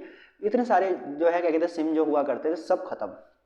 एयरटेल भी लगभग देखोगे आप, वोडाफोन तो अभी हाल ही में देख रहे होगे कि गवर्नमेंट ने उसके अंदर अपनी शेयरिंग ली है, मतलब कि अभी रिसेंट में सेंट्रल गवर्नमेंट ने अपनी शेयरिंग उसमें बढ़ाई है, तब जाके वोडाफोन अभी एग्जिस्ट कर पा रहा है, वरना तो वो भी खत्म है, खत्म तो वो भी हो ही गया है, ठीक है। वो आपका एयरटेल है, डिश टीवी का काम कर करके जो है पैसा कमा रहा है, ठीक है। आपके जितने एयरसेल डोकोमो ये सब तो खत्म, ये तो सारे गए, आइडिया वाइडिया तो सब निकल गए। तो ये चीज़ें क्या हो गई यहाँ पे, क्या हुआ कि जियो ने सारे मार्केट को क्या कर लिया, टेक ओवर कर लिया। सारे मार्केट को टेक ओवर करने के बाद सारे उसने जो है कंपनीज खत्म कर दी, और जितनी कंपनीज, भाई एयरटेल के बहुत सारे डिस्ट्रीब्यूटर्स होते थे, रिटेलर्स होते थे, उनकी शॉप होती थी और लाखों करोड़ों लोगों को उससे इनकम मिलती थी, सब खत्म हो गया। ये सारी चीज़ें खत्म होने की वजह से अब जियो का प्लेटफॉर्म, अब जियो का क्या सीन हो गया है, जियो ने सारा का सारा जो चीज़ है अपने पास रख लिया है, सारा पैसा उनके पास आ गया है, सब कुछ उनके पास है, और देश में ज़्यादातर सिम भी क्या कहते लेके वो बैठा हुआ है। तो मतलब पूरी मार्केट अकेला वो अकेले लेके बैठेगा तो बाकियों को कैसे मौका मिलेगा, ठीक है। और ये वाकई में देखें जियो के इस स्ट्रेटेजी को ना, ये स्ट्रेटेजी सब जानते थे। शुरुआत में इन्होंने 1 साल 2 साल इन्होंने फ्री में चीज़ें बांटी, सब लोग बहुत इंप्रेस हो गए और सब लोग इनको फॉलो करने लग गए। लेकिन बाद में क्या हुआ, बाद में आपने इस चीज़ को नोटिस किया होगा कि जियो का जो कैलेंडर है, पहली बात तो मैं कभी मुझे मिले अगर अंबानी जी तो मैं उनसे पूछना चाहता हूँ कि अंबानी जी मुझे एक बात बताए कि आपके घर में कौन सा कैलेंडर आता है जिस कैलेंडर के अंदर 24 दिन ही होते हैं और 28 दिन ही होते हैं। आप 24 दिन का रिचार्ज कर रहे हैं, 14 दिन का रिचार्ज कर रहे हैं, इस तरह से वो कह देंगे कि पैकेज ले लो आप बड़ा। अरे भैया पैकेज ले लो, तब भी आपका रिचार्ज आप देखो अभी भी क्या कहते हैं उनका रिचार्ज का पैकेज कैसा है। मैं कह रहा हूँ मुझे मंथली लेना है, 31 डे का है आपके पास, पॉसिबल है ही नहीं, उनके पास 28 डेज का है। भाई हद होगी, तुम्हारे पास एक कौन सा रहा है कैलेंडर। और इस पे नज़र किसकी होनी चाहिए, गवर्नमेंट की। गवर्नमेंट की नज़र कब होगी, गवर्नमेंट की नज़र तब होगी, डिप्लोमेट्स ब्यूरोक्रेट्स इनकी नज़र तब होगी जब इन लोगों ने सोसाइटी के अकॉर्डिंगली चीज़ें सोचना स्टार्ट किया होगा। इन्होंने सोसाइटी के चीज़ें अकॉर्डिंगली करना स्टार्ट किया ही नहीं, और किया तो इम्प्लीमेंट नहीं किया। इसीलिए मेरे दोस्तों आप लोग पढ़े इसको सही से, सोसाइटी को डेप्थ में समझे और उसके बाद जो है इक्वालिटी को जनरेट करें, ठीक है। इक्वालिटी देखो, हालांकि equality is not possible at all, ठीक है। मतलब आप देखो इक्वालिटी के जो सबसे बड़े सर्वा हैं दुनिया के अंदर जो रहे वो कार्ल मार्क्स रहे। कार्ल मार्क्स ने कहा कि दुनिया के अंदर इक्वालिटी आनी चाहिए, इक्लिटेरियन सोसाइटी बनना चाहिए, but egalitarian society is not possible. Why? Because अगर एक तरफ आप समानता की बात करेंगे तो कंपटीशन खत्म हो जाएगा, और कंपटीशन खत्म हो जाएगा तो ग्रोथ जो है वो नहीं आ पाएगी। तो ठीक है, वो हमें समझ में आता है कि कंपटीशन में मार्केट में रहना जरूरी है, और किसी के ज़्यादा आगे बढ़ जाने किसी के कम रह जाने के बीच की लड़ाई बनी रहनी चाहिए, लेकिन कम से कम यार बेसिक प्लेटफॉर्म तो दो। भाई समाज, कभी भी कोई समाज अगर आगे बढ़ता है ना तो 3 फैक्टर बहुत इंपॉर्टेंट होते हैं सरकार पहले, जिसमें एक होता है रोटी कपड़ा और मकान, और फिर उसके बाद जो है आपका जाकर समाज और संस्कृति आती है, समाज चौथे पे आ रहा है। आज की डेट में इंसान जो है वो रोटी कपड़ा और मकान के लिए अगर तरसेगा 21st सेंचुरी के टाइम पे, वो भी इंडिया जैसे कंट्री के अंदर, जो कि दुनिया के भूगोल के अंदर दुनिया के मानचित्र के ऊपर जो है वो अपना पोटेंशियल देखता है कि हम जो विश्व गुरु बनने वाले हैं, हम वर्ल्ड लीडर के रूप में अपने आप को देखते हैं, उस देश में लोग रोटी कपड़ा और मकान की ज़रूरतों के लिए अगर दिक्कतों में होंगे तो यकीनन यहाँ पे हम सोसाइटी को सही से नहीं समझ पाए। इसका मतलब यही दिखता है। तो पहले आप एटलीस्ट इतना तो ग्राउंड दो ना कि लोग कम से कम यार अपने आप को स्टैंड कर सकें, एटलीस्ट अपने आप को वो लोग अपने आप को कम से कम ये है कि आपके साथ कॉम्पीट करने लायक तो बन सके। हम नहीं मानते समानता, लेकिन कम से कम लेवल प्लेइंग फील्ड तो दो उनको। लेवल प्लेइंग फील्ड ही नहीं दे रहे आप किसी को। प्राइवेट सेक्टर्स में सबसे बड़ा नुकसान अभी सबसे ज़्यादा किसी को हुआ है तो मोबाइल सेक्टर्स की कंपनीज को हुआ है, जब से जियो ने मार्केट टेक ओवर कर लिया है। चंद बेनिफिट दिखाकर इन्होंने लंबे नुकसान कर दिए हैं देश के लिए। देश को ये समझना होगा, ये कोई छुपी हुई बातें नहीं है और इसमें आप बिल्कुल ना डरे कहने में। आप इस बात को रखें, ठीक है, आप इस बात को बेबाकी से कहे, ठीक है। इसकी जिम्मेदारी है सरकार की कि भाई वो इक्वालिटी को मेंटेन करे, एक वर्ज तक तो मेंटेन करना जरूरी है भाई। तो सोशोलॉजिकल जो सोशोलॉजिकल बंदा, जैसे मैं सोशोलॉजी पढ़ के बैठा हूँ तो I can understand these things, ठीक है। तो यहाँ पे कहा जा रहा है कि contemporary poverty is caused by the structure of inequality in class society and is experienced bye those who suffer from chronic irregularities of work and low wages. पहली बात तो कह रहा है कि भाई पहली बात तो ये है कि यहाँ पर इनइक्वालिटी है क्योंकि क्लास सोसाइटी है और कुछ लोगों के पास जो है क्या कहते हैं मतलब कि रिसोर्सेज ज़्यादा हैं, किसी के पास कम है, ठीक है। स्ट्रक्चर ऑफ इनइक्वालिटी जो है वो क्लास सोसाइटी की वजह से है। और उसके बाद जो है क्रॉनिक इरेगुलरिटीज़ हैं किसके अंदर, वर्क के अंदर। एक तो भाई काम सही से नहीं मिल रहा, और काम मिल रहा है तो उसके अंदर इतने वेजेस कम मिल रहे हैं, इंसान अपने रोटी कपड़े और मकान की ज़रूरतों से ऊपर नहीं उठ पा रहा। अब आप एक मेरे को कॉमन सेंस बात बताओ, अगर आपको ऐसा लगता है कि भैया आज अगर मैं घर से निकला और कुछ अगर मैं कमा कर नहीं लेके आया और मेरे बच्चे उस ना ला पाने की वजह से भूखे मर जाएंगे या वो कहीं ना कहीं प्रॉब्लम में आ जाएंगे, तो आपको क्या मतलब है कि यार मेरे गली की सड़क में जो है क्या कहते हैं आपका लाइट जल रही नहीं जल रही, स्ट्रीट लाइट जल रही नहीं जल रही, रोड टूटा हुआ है, बिजली आ रही नहीं आ रही प्रॉपर, ये सड़क टूटी हुई है या नालियाँ टूटी हुई है, पानी बाहर निकल रहा है, ठीक है। लोग जो हैं सड़कों पे ही गाली गलौज कर रहे हैं, लड़ रहे हैं आपस में, बच्चे जो हैं वो शोर मचा रहे हैं, कोई सिविलाइजेशन ही नहीं है। आप कैसे कंसिडर कर सकते हैं इस चीज़ के बारे में? क्योंकि आप रोटी कपड़ा और मकान की टेंशनों में इतने उलझे रहेंगे कि आप कभी फोकस नहीं कर पाएंगे। इसलिए कहते हैं रोटी कपड़ा और मकान, जब तक समाज की इन तीन आवश्यकताओं की संपूर्ण तरीके से अगर व्यवस्था नहीं होगी तब तक जो है समाज और संस्कृति पे आप फोकस तो कर ही नहीं सकते। तो इसीलिए डिप्लोमेट और ब्यूरोक्रेट होने के नाते, सिविल सर्वेंट होने के नाते आपकी बहुत बड़ी रिस्पॉन्सिबिलिटी होने वाली है आने वाले टाइम में कि आप प्लीज़ सोसाइटी को समझे, स्टडी करें और इन तीन चीज़ों की व्यवस्था पहले सुनिश्चित करें और उसके बाद आगे जाके समाज और संस्कृति को बेटर तरीके से इम्प्रूव करें। The intellectual ideas that went into the making of sociology. अब ये क्या इंटेलेक्चुअल आइडियाज थे जिससे सोशोलॉजी सब्जेक्ट बना, इसको देखते हैं। Sociologist and social anthropologist sought to categorize societies into types and distinguish stages in social development. These features reappear in the 19th century in work of early sociologists Auguste Comte, Karl Marx, Herbert Spencer। काफ़ी सारे जो sociologist हैं ये लोग सारे के सारे आए और इन लोगों ने कैटेगराइज किया कि भाई अभी इसके बारे में हम आगे पढ़ते हैं, हमें अपने आप समझ में आएगा कि efforts were there for made to classify different types of societies on the basis for instance type of pre modern societies such as hunters, gatherers, pastorals, agrarians, non-industrial civilizations type of modern society such as industrial society। तो इन्होंने कहा कि देखो पहले की society क्या होती थी कि पहले शुरुआत में जब प्री मॉडर्न के टाइम पे हंटर्स गैदरर्स हुआ करते थे, उसके बाद एग्रीकल्चरलिस्ट आ गए और उसके बाद जो है आपका इंडस्ट्रीज आ गई मॉडर्न सोसाइटी के अंदर। तो कहीं ना कहीं सोसाइटी बदली ना, और इन सोसाइटीज बदले हुए सोसाइटी की स्टडी भी इंपॉर्टेंट चीज़ है। दूसरी चीज़, such an evolutionary vision assumed that West was necessarily the most advanced and civilized. Non-West societies were often seen as a barbaric and less developed. Indian sociology reflects this tension which go far back to the history of British colonialism and the intellectuals and the ideological responses to it. ये कह रहे हैं कि देखो कई जगह पे इस तरह का जो है मतलब कि कहा जाता है कि वेस्ट जो है वो काफ़ी सिविलाइज रहा है और जो बाकी जो नॉन वेस्ट सोसाइटीज़ हैं वो काफ़ी अनसिविलाइज रही हैं, बारबरिक रही हैं, ठीक है। तो इस तरह की चीज़ें, और इंडिया की सोशोलॉजी के ऊपर भी क्या कहते हैं मतलब जो टेंशन है रिफ्लेक्ट करती है। और इसका सबसे बड़ा कारण जो है इसका सबसे बड़ा कारण जो है वो क्या है, उसमें अभी हम देखेंगे कि ब्रिटिश जो हमें अनसिविलाइज कह रहा है वो कितना सिविलाइज है उसके बारे में हम देखेंगे, और वो हमें क्यों अनसिविलाइज कह रहा है, हमें कैसे बनाया गया अनसिविलाइज इसके बारे में बात नहीं कर रहा है, वो सब हम स्टडी आगे करते हैं अभी। Darwin's ideas about organic evaluations were a dominant influence on early sociological thought. Darwin's ideas about organic evaluation were a dominant influence on early sociologist thought.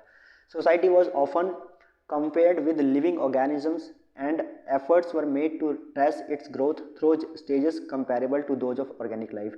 Darwin ने थ्योरी दी कि इवोल्यूशन जो है, इंसान का जो इवोल्यूशन है जो ह्यूमन का इवोल्यूशन हुआ है, वो इसकी थ्योरी जो है वो on the origin of species नाम की जो उनकी 1250 पन्ने की एक बुक जो है, जो 1859 में 24 नवंबर को आई थिंक लिखा गया था, इस किताब में इन्होंने जो है इसके बारे में जिक्र किया हुआ है। और डार्विन कहते हैं कि हमारी जो शुरुआत हुई है वो किससे हुई है, वो एप्स से हुई है। एप्स मतलब कि आपका लंगूर से हमारी शुरुआत हुई है, और कैसे, क्या प्रीमेट्स जिसे कहते हैं, उसके बारे में स्टडी की। और वो जो स्टडी थी, वो जो सोशोलॉजिकल स्टडी थी उनकी, वो काफ़ी डोमिनेंट थी, बल्कि वेस्ट में क्या हर जगह पे दुनिया में कॉट की जाती है। हालांकि हिंदुस्तान इसे नहीं मानता, भारत के लोग इसे नहीं एग्री करते हैं। भारत अपने दशावतार की पॉलिसी में बिलीव करता है कि हमारे यहाँ पे दशावतार हुआ है। जो विष्णु जी के 10 अवतार थे ना जिसमें वो सबसे पहले बताते हैं कि हमारे यहाँ पे पहला जो हमारा अवतार हुआ करता था वो आपका जो है मछली का अवतार माना जाता है पहला। उसके बाद आपका जो है मछली के बाद जो है आपका मछली के बाद कछुए का क्या कहते हैं अवतार। कछुए के बाद जो है आपका वरा के बाद जो है वामन के बाद आपका नरसिंह के बाद आपका जो है परशुराम के बाद राम, और राम के बाद विष्णु, और विष्णु के बाद बुद्ध, और बुद्ध के बाद अभी आने वाले जो हैं दैट इज कल्कि। सो कल्कि इज लेफ्ट। तो हम इस बात को मानते हैं, हालांकि वेस्ट इस बात की बिलीव करता है। This way of looking at society as a system of parts, each part playing a given functions influenced the study of social institutions like the family और the school and structures such as stratification. ठीक है, और इसी के आधार पे जो हमारे यहाँ पे स्ट्रैटिफिकेशन हुआ है, स्ट्रक्चर तैयार हुआ है, ऐसा डार्विन लिखते हैं। The intellectual ideas that went into the making of the sociology have a direct bearing on how sociology studies empirical realities. ठीक है, तो अभी हम देखेंगे कि किस तरह से इंटेलेक्चुअल आइडियाज़ जो हैं उन्होंने जो है एक एम्पेरिकल स्टडीज स्टार्ट की सोसाइटी की। The enlightenment and European intellectual movement of the late 17th और 18th centuries emphasised reason and individualism. जैसा कि हम जानते हैं कि 17वीं और 18वीं शताब्दी के अंदर जो है यूरोप के अंदर इनलाइटमेंट का युग था, मतलब कि रेनेसेंस का टाइम चल रहा था। जिस रेनेसेंस से मुझे याद आया कि देखिए मैं जो ये नोट्स लेके आया हूँ, ये नोट्स भी रेनेसेंस 2.0 नाम का एक चैनल है यूट्यूब पे, आप प्लीज़ वहाँ जाइएगा और ज़रूर सब्सक्राइब कर दीजिएगा, क्योंकि उनके नोट्स को मैंने रेफ़र किया है यहाँ पे। तो मैं चाहता हूँ कि उनके इन नोट्स को बनाने के एफर्ट्स को आप लोग जो है सम्मान देंगे, और आप लोग वहाँ जाके चैनल सब्सक्राइब करेंगे, चाहे भले हमारा चैनल सब्सक्राइब करें ना करें, लेकिन आप उनका जाके ज़रूर करें। ठीक है, तो मैं कह रहा था कि जो 17वीं और 18वीं शताब्दी के अंदर यूरोप के अंदर जो है आपका इनलाइटमेंट जो है वहाँ पे चल रहा था, रेनेसेंस का पीरियड चल रहा था, और वहाँ पर लोगों को ये इस बात पे काफ़ी जोर दिया जा रहा था कि आप इंडिविजुअलिज्म के बारे में सोचें, मानवता के बारे में सोचें। जैसे कि वहाँ के काफ़ी सारे जो, जैसे कि रेन डेकार्टे ने कहा कि भाई I think therefore I am, मैं सोचता हूँ इसीलिए मैं हूँ। तो कहने का अर्थ ये है कि वो मानववाद को जो है वो केंद्र में रखकर जो है अपनी बात कह रहे हैं। उसी तरीके से यहाँ पर ये रीजनिंग की बात भी काफ़ी हो रही थी कि जब भी कोई बात कहे उसका लॉजिक होना चाहिए, रीज़न होना चाहिए, हवा में तीर चलाने वाला काम ना हो। पहले क्या होता था कि पूरे के पूरे यूरोप के अंदर जो है, खासकर जो आपका वेस्टर्न यूरोप है उसके अंदर जो चर्च के जो पॉप होते थे वो काफ़ी डोमिनेंट होते थे। तो उन लोगों ने काफ़ी सारी इस तरह के आडंबर, या यूँ कह लीजिए कि काफ़ी सारे जो ऑर्थोडॉक्स आइडियोलॉजीज़ हैं उसको इंट्रोड्यूस कर दिया था। और लोग जो हैं मतलब कि उस आइडियोलॉजीज़ की वजह से जो है, उस ऑर्थोडॉक्स आइडियोलॉजी की वजह से जो है कुछ नहीं सोचते थे, क्योंकि उनको लगता था कि हर चीज़ जो है यहाँ पे क्या है, वो एक तरह से समझ लीजिए कि मतलब कि सब कुछ नेचर का किया कराया है, या भगवान ने सब कुछ किया हुआ है। तो ये जो इन्होंने हर चीज़ में माइथोलॉजी को इंट्रोड्यूस कर दिया था, या इन्होंने यूँ कह लीजिए कि मतलब कि हर किस चीज़ में जो है भगवान को इंट्रोड्यूस कर दिया, इसकी वजह से क्या हो गया कि लोगों की सोचने की क्षमता ख़त्म हो गई थी। तो इस चीज़ को इम्प्रूव करने का पूरा दौर चल रहा था, जिसे एनलाइटनमेंट और आपका जो है रेनेसेंस का पीरियड कहा जाता है। There was also great advancement of scientific knowledge and a growing conviction that the methods of the natural sciences should and could be extended to the study of human affairs. For example, poverty, so far seen as a natural phenomena, began to be seen as a social problem caused by human ignorance and exploitation. तो कह रहे हैं कि there was also great advancement of the scientific knowledge पे भी काफ़ी focus किया गया वहाँ पे फिर इसी टाइम पे। जैसे साइंटिफिक नॉलेज का मतलब यही है, observation, experiment and then evidence, ठीक है ना, and growing conviction that the methods of the natural sciences should and could be extended to the study of human affairs. और उन्होंने कहा कि ये जो नेचुरल साइंस है, जो नेचर के ऊपर जो आप साइंस लगा रहे हैं, जो नेचर में ये सब चीज़ें हो रही हैं, इसका ऑब्जर्व कर रहे हैं, एक्सपेरिमेंट कर रहे हैं, एविडेंस कलेक्ट कर रहे हैं और उसके बाद अपनी बात कह रहे हैं कि इन्हीं चीज़ों को ह्यूमन अफेयर्स में भी करना चाहिए, क्योंकि हमें भी मतलब कि ह्यूमन अफेयर्स या ह्यूमन बिहेवियर को साइंटिफिक तरीके से स्टडी करना चाहिए कि इंसान आखिर जो अगर ये चीज़ें करता है या कोई भी चीज़ करता है तो उसके पीछे क्या लॉजिक्स होते हैं, क्या रीजंस होते हैं, इसके बारे में। दूसरी बात क्या कही इन्होंने, दूसरी बात इन्होंने कही कि should be extended to the study of human affairs. For example, poverty, so far seen as a natural phenomena. इन्होंने कहा कि conviction that the methods of natural sciences should be extended to the human affairs. For example, poverty, so far seen as a natural phenomena, began to be seen as a social problem. Begin to be social harm caused by human ignorance or exploitation. कह रहा है कि poverty जो है वो एक natural phenomena है जो कि स्टार्ट होती है सोशल प्रॉब्लम से, सोसाइटी की प्रॉब्लम की वजह से पॉवर्टी बढ़ती है, ठीक है। और उसमें वो उसका सबसे बड़ा मेन कारण क्या है कि भाई जो इंसान है उसको इग्नोर करना, उसको एक्सप्लॉइट करना, उसको शोषण करना, ये सबसे बड़ा मेन कारण है किसी भी समाज के अंदर, समाज के लोगों का गरीब होने का। कि भाई एक्सप्लॉइटेशन का मतलब क्या है, कुछ वर्ग जिनके पास सारे संसाधन हैं और तमाम बाकी सारे लोगों को जो है वो क्या करते हैं, शोषित करते हैं। August Comte believe that the sociology would contribute to the welfare of humanity. तो उन्होंने कहा कि अगर सोसाइटी को भी साइंटिफिक तरीके से स्टडी किया जाए और सिस्टमेटिक तरीके से स्टडी किया जाए तो कहीं ना कहीं हो सकता है कि हम जो है ह्यूमैनिटी के वेलफेयर के लिए एक नया सब्जेक्ट इंट्रोड्यूस कर सकते हैं। तो इस तरह से सोशोलॉजी को लाने के ऊपर जो है कहीं ना कहीं एक स्टार्टिंग हुई, बात स्टार्ट हो गई पूरे उसके अंदर। उसके बाद देखते हैं कि और कितने स्लाइड्स हैं।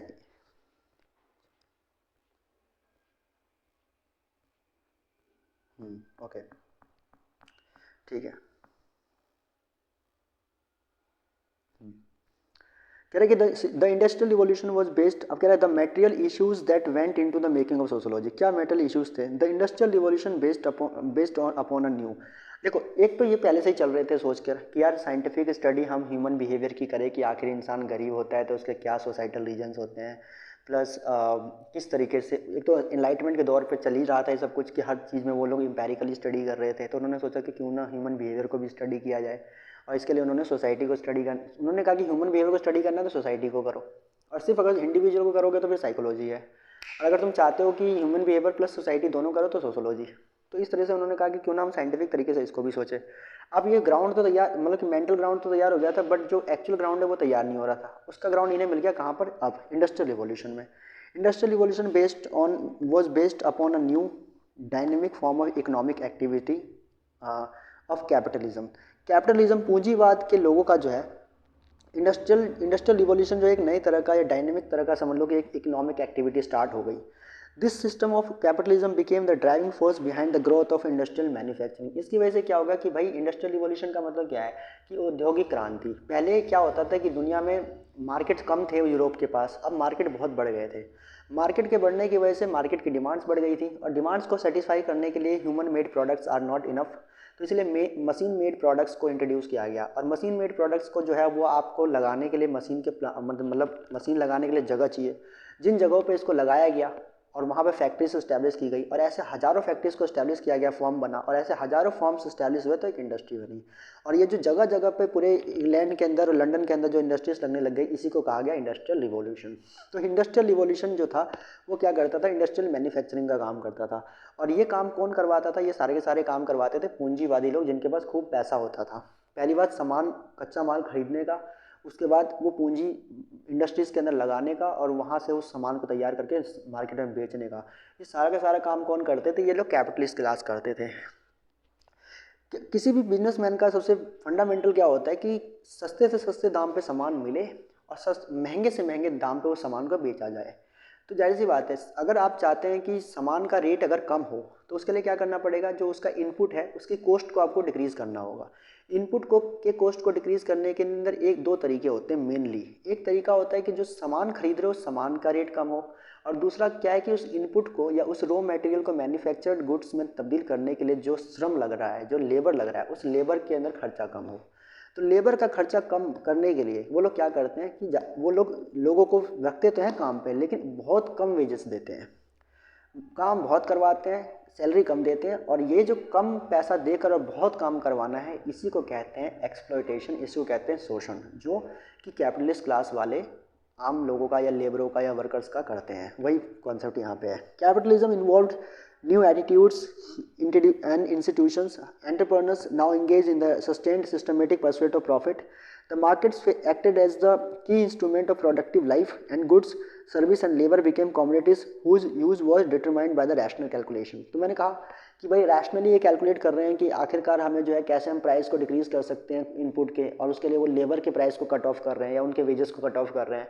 साथ में रॉ मटेरियल के लिए इन्होंने जैसे इंडिया जैसे कंट्री को वहाँ से बहुत इन्होंने तो वहाँ तबाही मचा रखी थी, यही टाइम था जहाँ तबाही मचा रखी थी। बंगाल के अंदर 1757 में इन्होंने कब्जा कर लिया था, और 1757 में क्या करते थे, यहाँ का सामान खरीदते थे बंगाल के ही रेवेन्यू से, अपना सामान खरीद कर रॉ मटेरियल बाहर भेजने के लिए भारत से ही पैसा लेते थे, और भारत के पैसे से ही वो खरीदते थे और वैसी को भेजते थे। और इससे क्या हुआ कि सस्ते दाम पे उन्हें माल मिल जाता था, कच्चा माल, उसको जाके वहाँ बनाते थे, और एकदम कम पैसे पे वो लोग वर्कर को रखते थे, तो वहाँ पे भी कम पैसा लगता था, और उसे बेचते थे बड़े भारी प्राइस में, क्योंकि मोनोपोली थी ब्रिटेन की सामान के मामले में। तो समझ लो इस तरह से उन्होंने जो है रैशनल कैलकुलेशन कर रखी थी।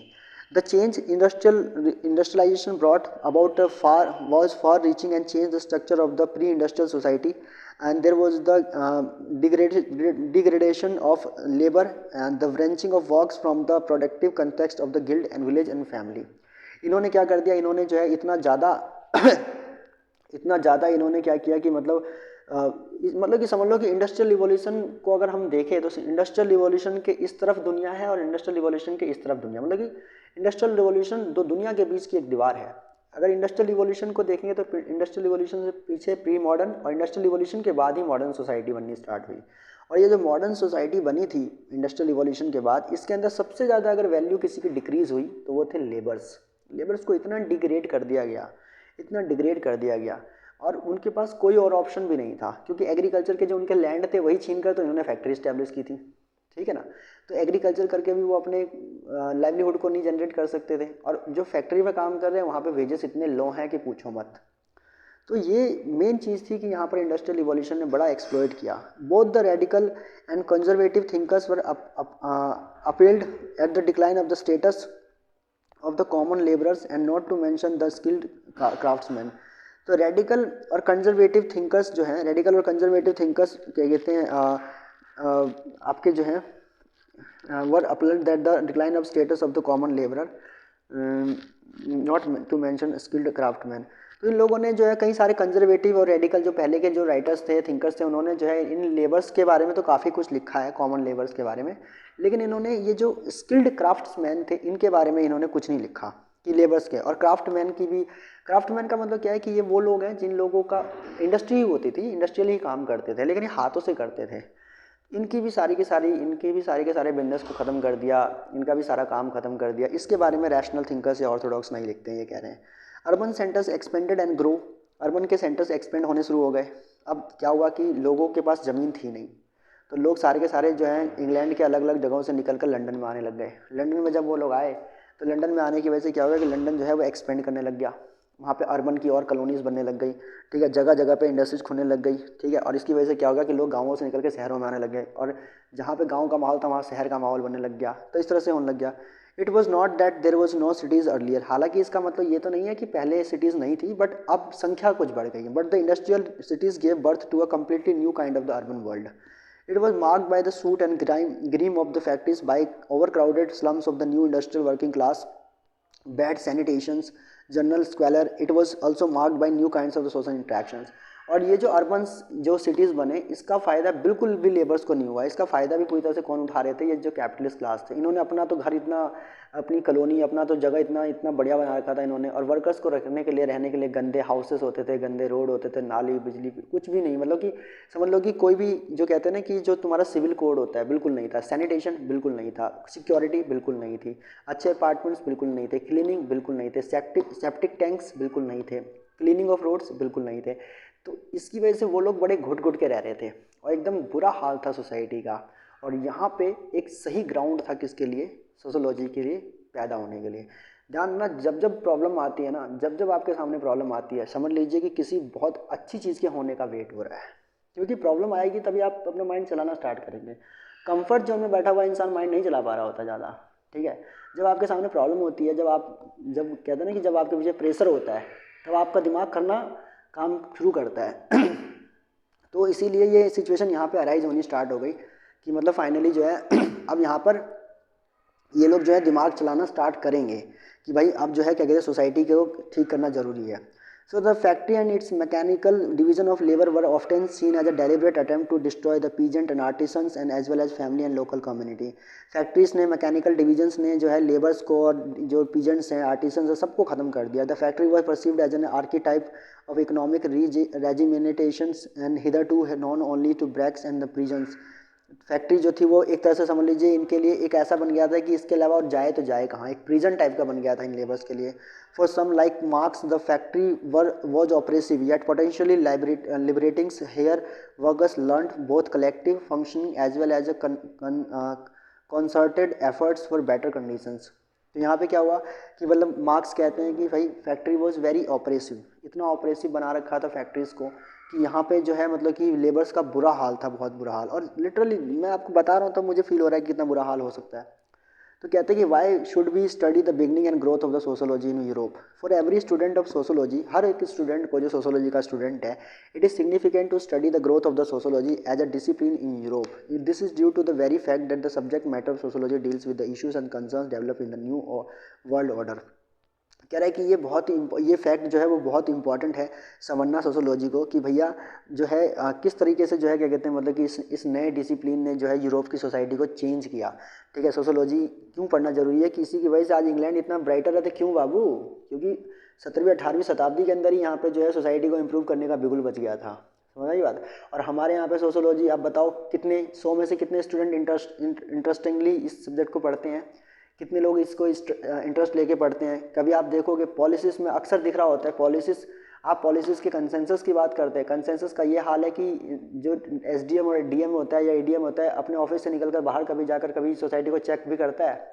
इक्का दुक्का आपको यूट्यूब पे भी मिलेंगे जो क्या कहते हैं आपको जो है निकलकर बाहर जो है अगर वो सोसाइटी को जो ऑब्जर्व करते हैं, देखते हैं जो कुछ भी है वहाँ, यहाँ पर सोसाइटी को इम्प्रूव करना, सिविलाइज बनाना, ये सब चीज़ें कभी पॉसिबल। आप देखोगे इंडिया को अनसिविलाइज कहने वाले ब्रिटेन जो थे कहीं ना कहीं बहुत हद तक ठीक भी थे, सॉरी टू से, बट ये बात रियलिटी है। हमें इसके ऊपर काम करना भी बहुत ज़रूरी है। देखिए ऐसा नहीं है कि भाई आप कमियों के ऊपर बात नहीं करेंगे तो आप जो है आप जो है क्या कहते हैं मतलब कि जो है देश को इम्प्रूव कर लेंगे, नहीं।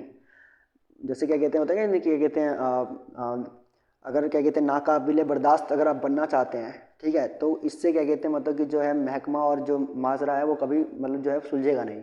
आपको माशरे के हर एक शख्स को इस बात की अहमियत बतानी पड़ेगी कि सोसाइटी कितनी इंपॉर्टेंट, फिनोमिना कितना इंपॉर्टेंट है। उसके साथ हमारे यहाँ पे यूनिटी नहीं दिखती, लोग अपने अपने घरों में कैद है। जब से फ़ोन आया खासकर तब से तो और ज़्यादा आइसोलेट हो गए लोग।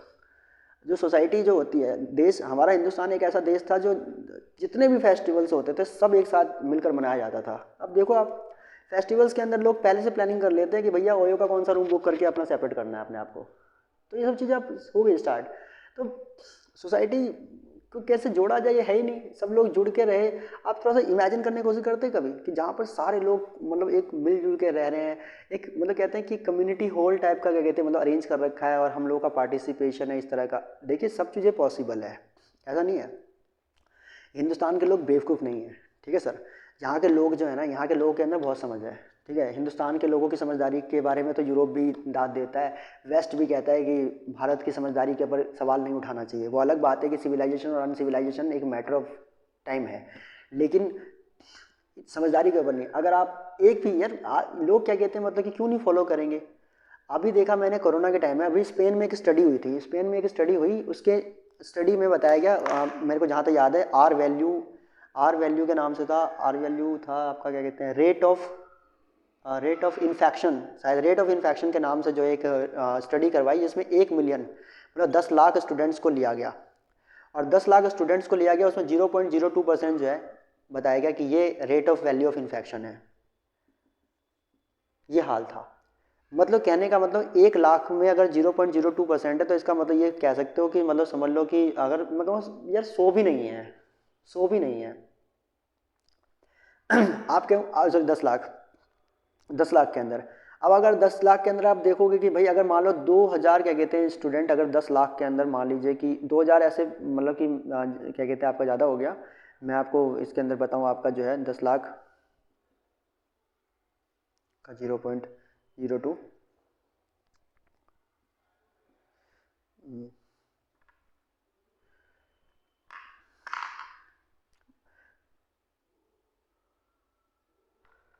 मतलब आपका जो है ये 2000 आपका जो है स्टूडेंट, मतलब कि आपका जो है प्रॉब्लम में आया, और आपने 2000 स्टूडेंट के प्रॉब्लम की वजह से जो है, 1 मिनट मैं इसको क्लैरिफाई कर ही लूँ, एग्जैक्ट निकाल लूँ, I am not being able to, अभी कैलकुलेट नहीं कर पा रहा मैं, ठीक है यार।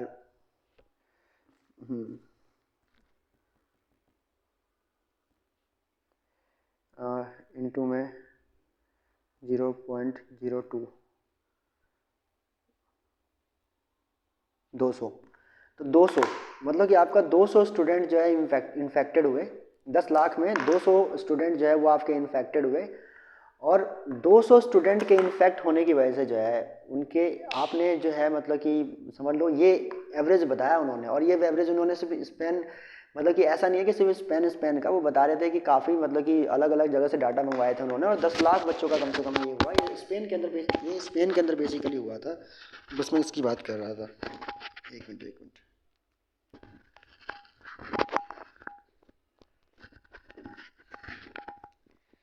अरे यार ये कहाँ से खुल गया। तो ये जो स्टडी हुई थी, ये स्पेन में स्टडी हुई थी, मैं इसकी बात कर रहा था।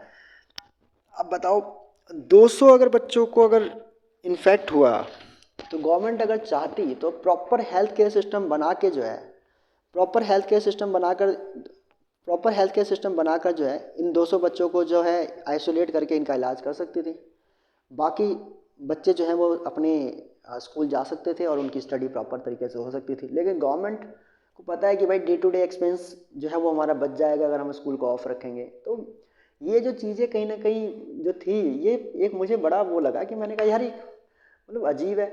अरे भैया आप अपने हेल्थ केयर सिस्टम को नहीं एक्सपोज करना चाहते हैं, तो इस वजह से चाहते हैं कि भाई आप बच्चों को स्कूल बंद करवा दो। अरे तो ये सब चीज़ें क्या है कि इससे अब एजुकेशन, आप देखो पिछले 2 साल के अंदर जब से बच्चे स्कूल जाना बंद हुए ना, आई एम टेलिंग यू, बहुत रेयर टू रेयरेस्ट बच्चे गए हैं स्कूल, ये सबको पता है। फॉर्मल एजुकेशन पूरी तरह से तबाह बर्बाद है। फॉर्मल एजुकेशन बिल्कुल क्या कहते हैं मतलब कि जो है स्टूडेंट का जो ख़त्म हो गया है। वो जो रेगुलर बेसिस पे बच्चे तैयार होकर स्कूल जाते थे, तैयार होकर एक डिसिप्लिन तरीके से स्कूल में पढ़ते थे, होमवर्क करते थे, काम करते थे, वो जो चीज़ें तरीके से होती थी, वो सब चीज़ें ना, वो देखिए वही वाली बात है, आप भगवान को किसी भी जगह पे ऐसे याद कर सकते हैं, लेकिन मंदिर में याद करने का जो है ना एक अलग ही फील होता है। अब यहाँ पे बच्चों के साथ यही हो रहा है, घर पे रहकर वही वाली पढ़ाई हो रही है, जिससे कहीं भी भगवान को याद करने वाला सीन वो नहीं कर पा रहे उस तरीके से, बच्चे खुद भी जानते हैं। और भाई यहाँ पर क्या है कि बच्चों को पता है कि अभी उतनी कोई ज़्यादा रिस्पॉन्सिबिलिटी नहीं है। होता है ना कि एक इंसान के ऊपर वजन रख दिया जाता है तो उसको वो डिसबैलेंस होने से रोकता है, और उसके अंदर एक बैलेंस क्रिएट करता है, उसके अंदर ठहराव लेके आता है। उनके ऊपर वो वजन है ही नहीं, वो प्रेशर है ही नहीं, तो इस चक्कर में वो लोग ज़्यादातर जो है ऐसी चीज़ों के अंदर इन्वॉल्व हो रहे हैं, जो चीज़ें कहीं ना कहीं हम लोगों को साफ पता है कि वो चीज़ें जो है कहीं ना कहीं उस चीज़ से वो निकल तो जाएंगे, लेकिन उस चीज़ से निकलने में उन्हें बहुत वक्त लगेगा। जिस तरह की चीज़ों में अब वो हो गए, फेम का जो चस्का जो लग जाता है ना इंसान को बहुत कम टाइम में, और वो भी कम टाइम में, फेम का चस्का लगना गलत चीज़ नहीं है, लेकिन कम टाइम में लगने से ना ग्राउंडेड फेम की जो एक होती है ना कि एक लंबे समय तक आपने किसी चीज़ को पाने के लिए संघर्ष किया है, देन उसके बाद आपने उसे अचीव किया है, थोड़े बहुत चंद व्यूज़ के लिए, चंद चंद आपके जो है मतलब लाइक्स के लिए जो है बच्चे पूरा पूरा डे, पूरा पूरा नाइट स्पेंड करते हैं उसके अंदर।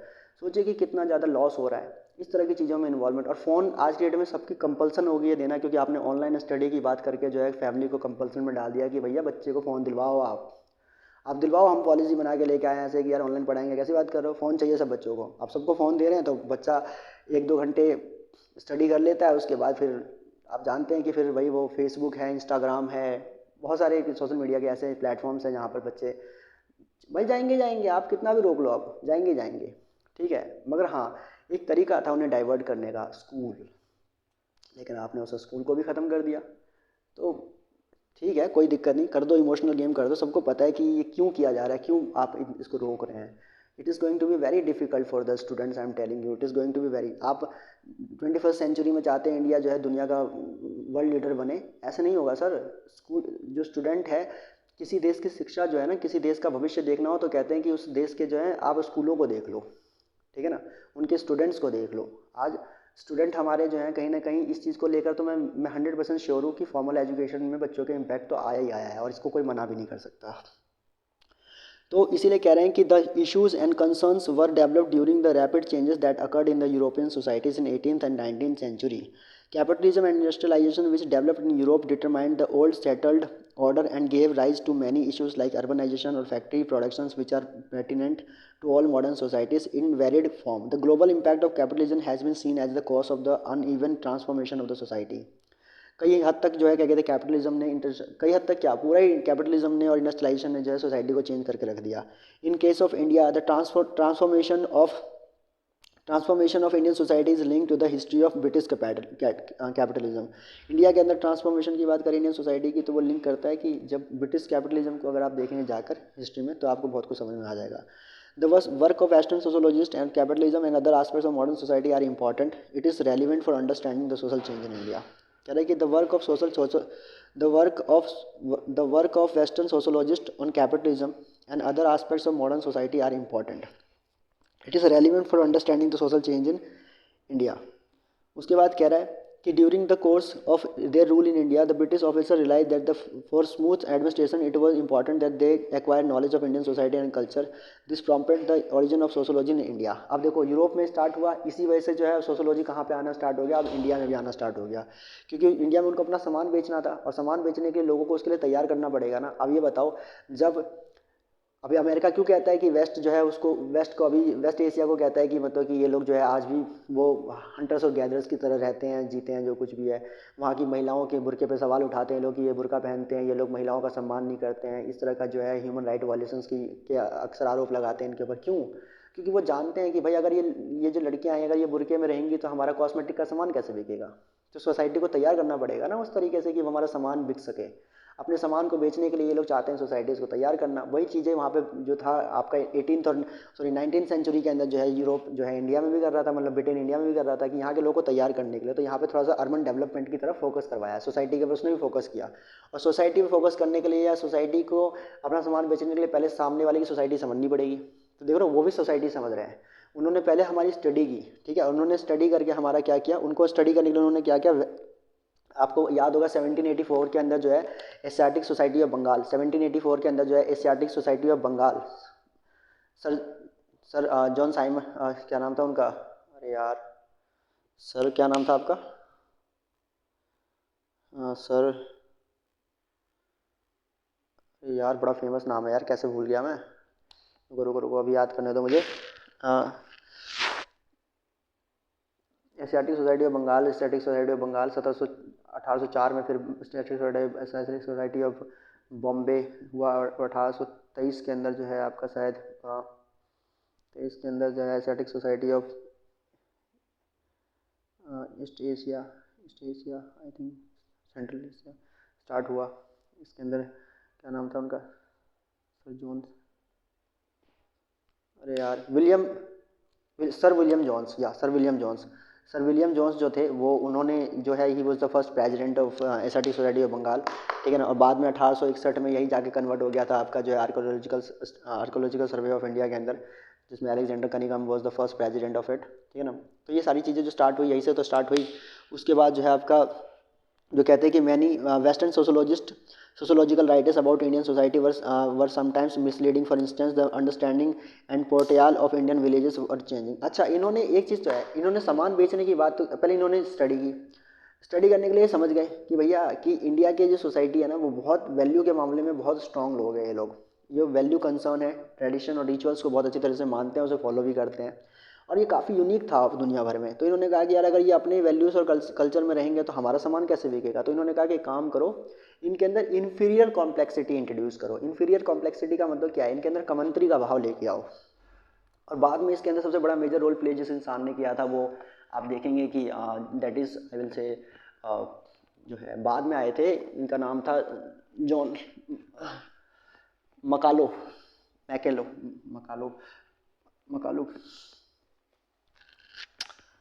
बताओ यार, ऐसे से नाम भूल रहा हूँ मैं जो मेरे को एकदम रटे हुए थे।